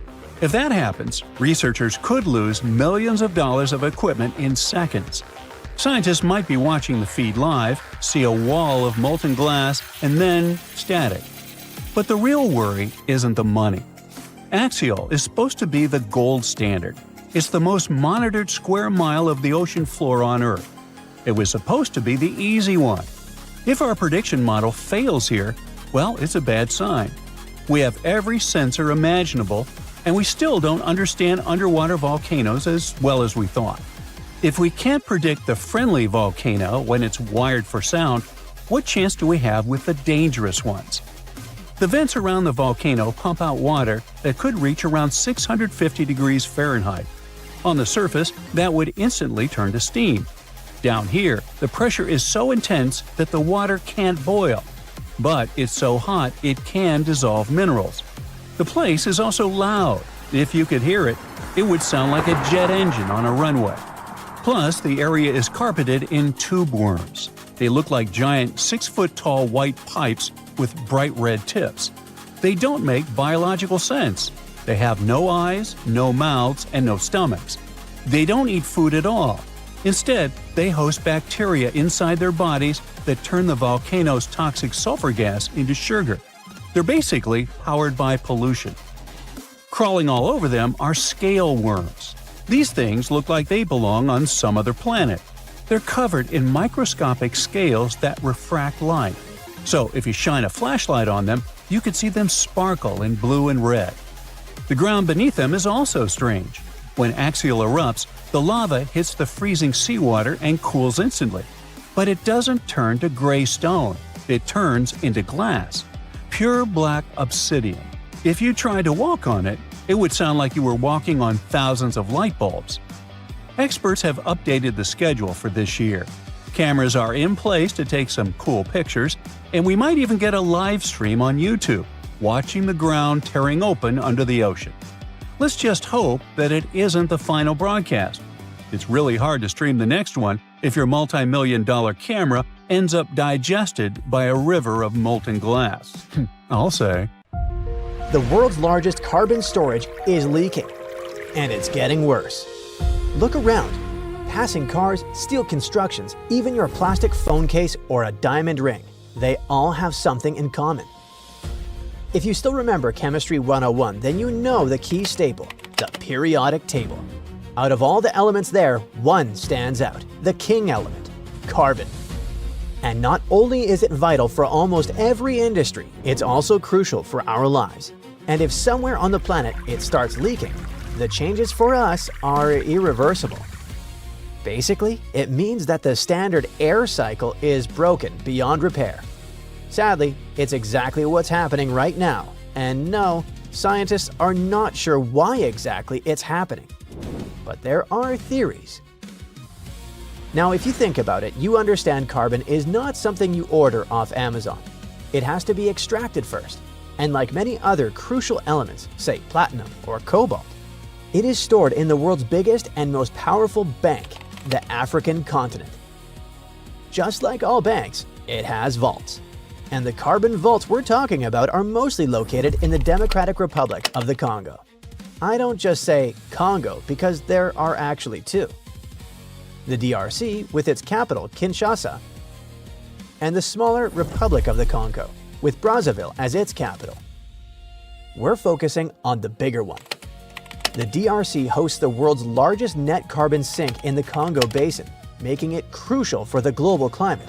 But why, out of all countries and all continents, is it the DRC that has it all? Well, speaking in very general terms, there's one thing that's essential for the global carbon cycle to work: forest swamps. Forest swamps, or wooded wetlands, occupy roughly 2% of the world's land surface, which significantly narrows down the possible areas where carbon may be stored. Now, knowing what is important for carbon, think of one more place that might have perfect conditions for such basins. If you said Brazil, well done. This country also has vast rainforests and, logically, carbon basins. The DRC is home to the world's second largest rainforest, with approximately around 375 million acres of forest cover. That's roughly 60% of the entire Congo Basin forest, and about 67 to 68% of the country's total land area. The conclusion is straightforward. There's hardly a better place on the planet to act as a carbon vault. Now, when you hear all that, you might think, that's great, they have a lot of carbon. What could possibly go wrong? The answer, unfortunately, lies right under the surface. We all know what CO2 is, but it's not just something produced by cars, factories, or even when we exhale. It's a gas that can also form naturally and in large amounts if conditions shift even slightly. Imagine a leaking pipe. At first, it's just a drip. Then the leak widens and more water escapes. Eventually, you end up flooding the space below, or if you're lucky, just your own basement. Either way, it's expensive and difficult to control. Now scale that pipe up thousands of times, tens of thousands. That's closer to what's happening in the DRC. The carbon vault is leaking, and the consequences may not be reversible. The Amazon basin and the Congo basin have, for thousands of years, locked away vast amounts of carbon, quietly stabilizing Earth's climate. That was the assumption: stable, slow, predictable. But now that assumption is breaking. When I say carbon, don't think of coal or diamonds. Carbon exists in many forms: solid, compressed, crystalline, or powdery. But here we're talking about carbon dioxide, CO2, a gas. In the Congo Basin, two lakes, Lac Mai Ndombe and Lac Tumba, are changing how scientists understand carbon storage. These are blackwater lakes, meaning their waters are dark, as if someone poured freshly brewed black tea into them. The color comes from organic material from surrounding forests that is constantly washed into these lakes. They sit within vast peatlands where carbon has been building up and storing for thousands of years. Scientists believe this carbon was safely locked underwater in these so-called vaults. The prevailing assumption was that carbon would only be released under extreme conditions, such as severe drought. But even the strongest security systems have their flaws, and this natural vault is starting to give way. These blackwater lakes are already releasing carbon dioxide into the atmosphere under normal conditions. Now, however, the amount is becoming significantly larger. More importantly, up to 40% of that carbon is ancient, thousands of years old. This isn't just fresh plant decay. This is long-stored carbon escaping. The exact mechanism is still unclear. What scientists do know is that organic material from swamp forests flows continuously into these lakes. Along with it comes carbon from deeper peat layers, older, previously stable material. Once it reaches the water, it breaks down and is released into the air as CO2. Now, what is actually so problematic about this? After all, CO2 is naturally present in the atmosphere and does not directly disrupt everyday life. On the contrary, it is an essential component that helps shape the planet as we know it. Earth functions as a complex, self-regulating system. Lakes emit CO2, but in regions like the Congo Basin, dense rainforests help balance these emissions. That balance, however, only holds if conditions remain stable, and currently, they are not. This is not primarily about the obvious factors like deforestation and resulting CO2 imbalance. Those are significant, but they're not the focus here. Instead, attention shifts to broader environmental processes.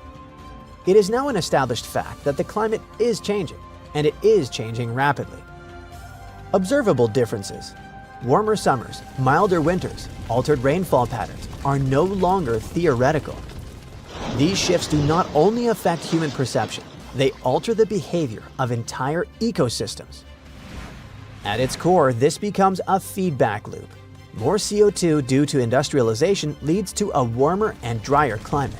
A warmer and drier climate reduces the ability of rainforests to buffer emissions. Reducing buffering leads to even more CO2 entering the atmosphere. While industrialization initiated much of this process, what is happening in the Congo Basin now is driven by natural responses to those altered conditions. As conditions become drier, peat soils begin to lose moisture. To make this more visual, imagine dry soil forming cracks. Once those cracks appear, external elements can penetrate deeper. Even if these cracks are not visible at the surface, drying soil becomes less dense.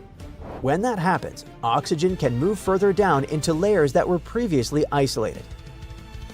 Deep within those layers live millions of microorganisms that evolved under low oxygen conditions. Introduce more oxygen and their activity increases. Organisms that were once limited become more active. They begin breaking down organic material that had been preserved for centuries or even millennia. This process releases additional carbon dioxide. At this stage, it's necessary to clarify something. These carbon leaks are not physical leaks of solid material like coal or diamonds. They are emissions of an invisible gas, invisible yet highly impactful. Similar to an industrial gas leak. It cannot be seen with the naked eye, but its effects are significant and far-reaching. It reshapes atmospheric composition and, over time, the climate itself. If the issue were limited to CO2, it would already be serious, but it doesn't end there. These lakes are also emitting methane, a greenhouse gas that is significantly more potent than CO2 over shorter timescales.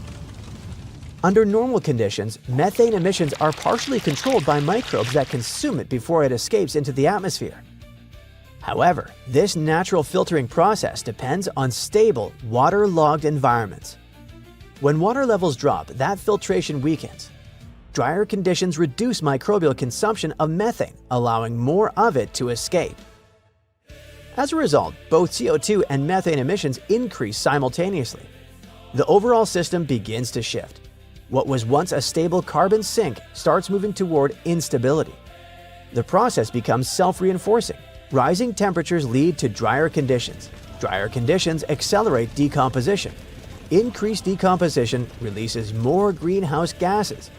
More greenhouse gases lead to further warming. Each step amplifies the next. As of now, the Congo Basin is still a carbon vault, and that remains critically important. But if this cycle continues unchecked, there is a clear risk of transition. Instead of absorbing carbon, the region could begin releasing it at scale.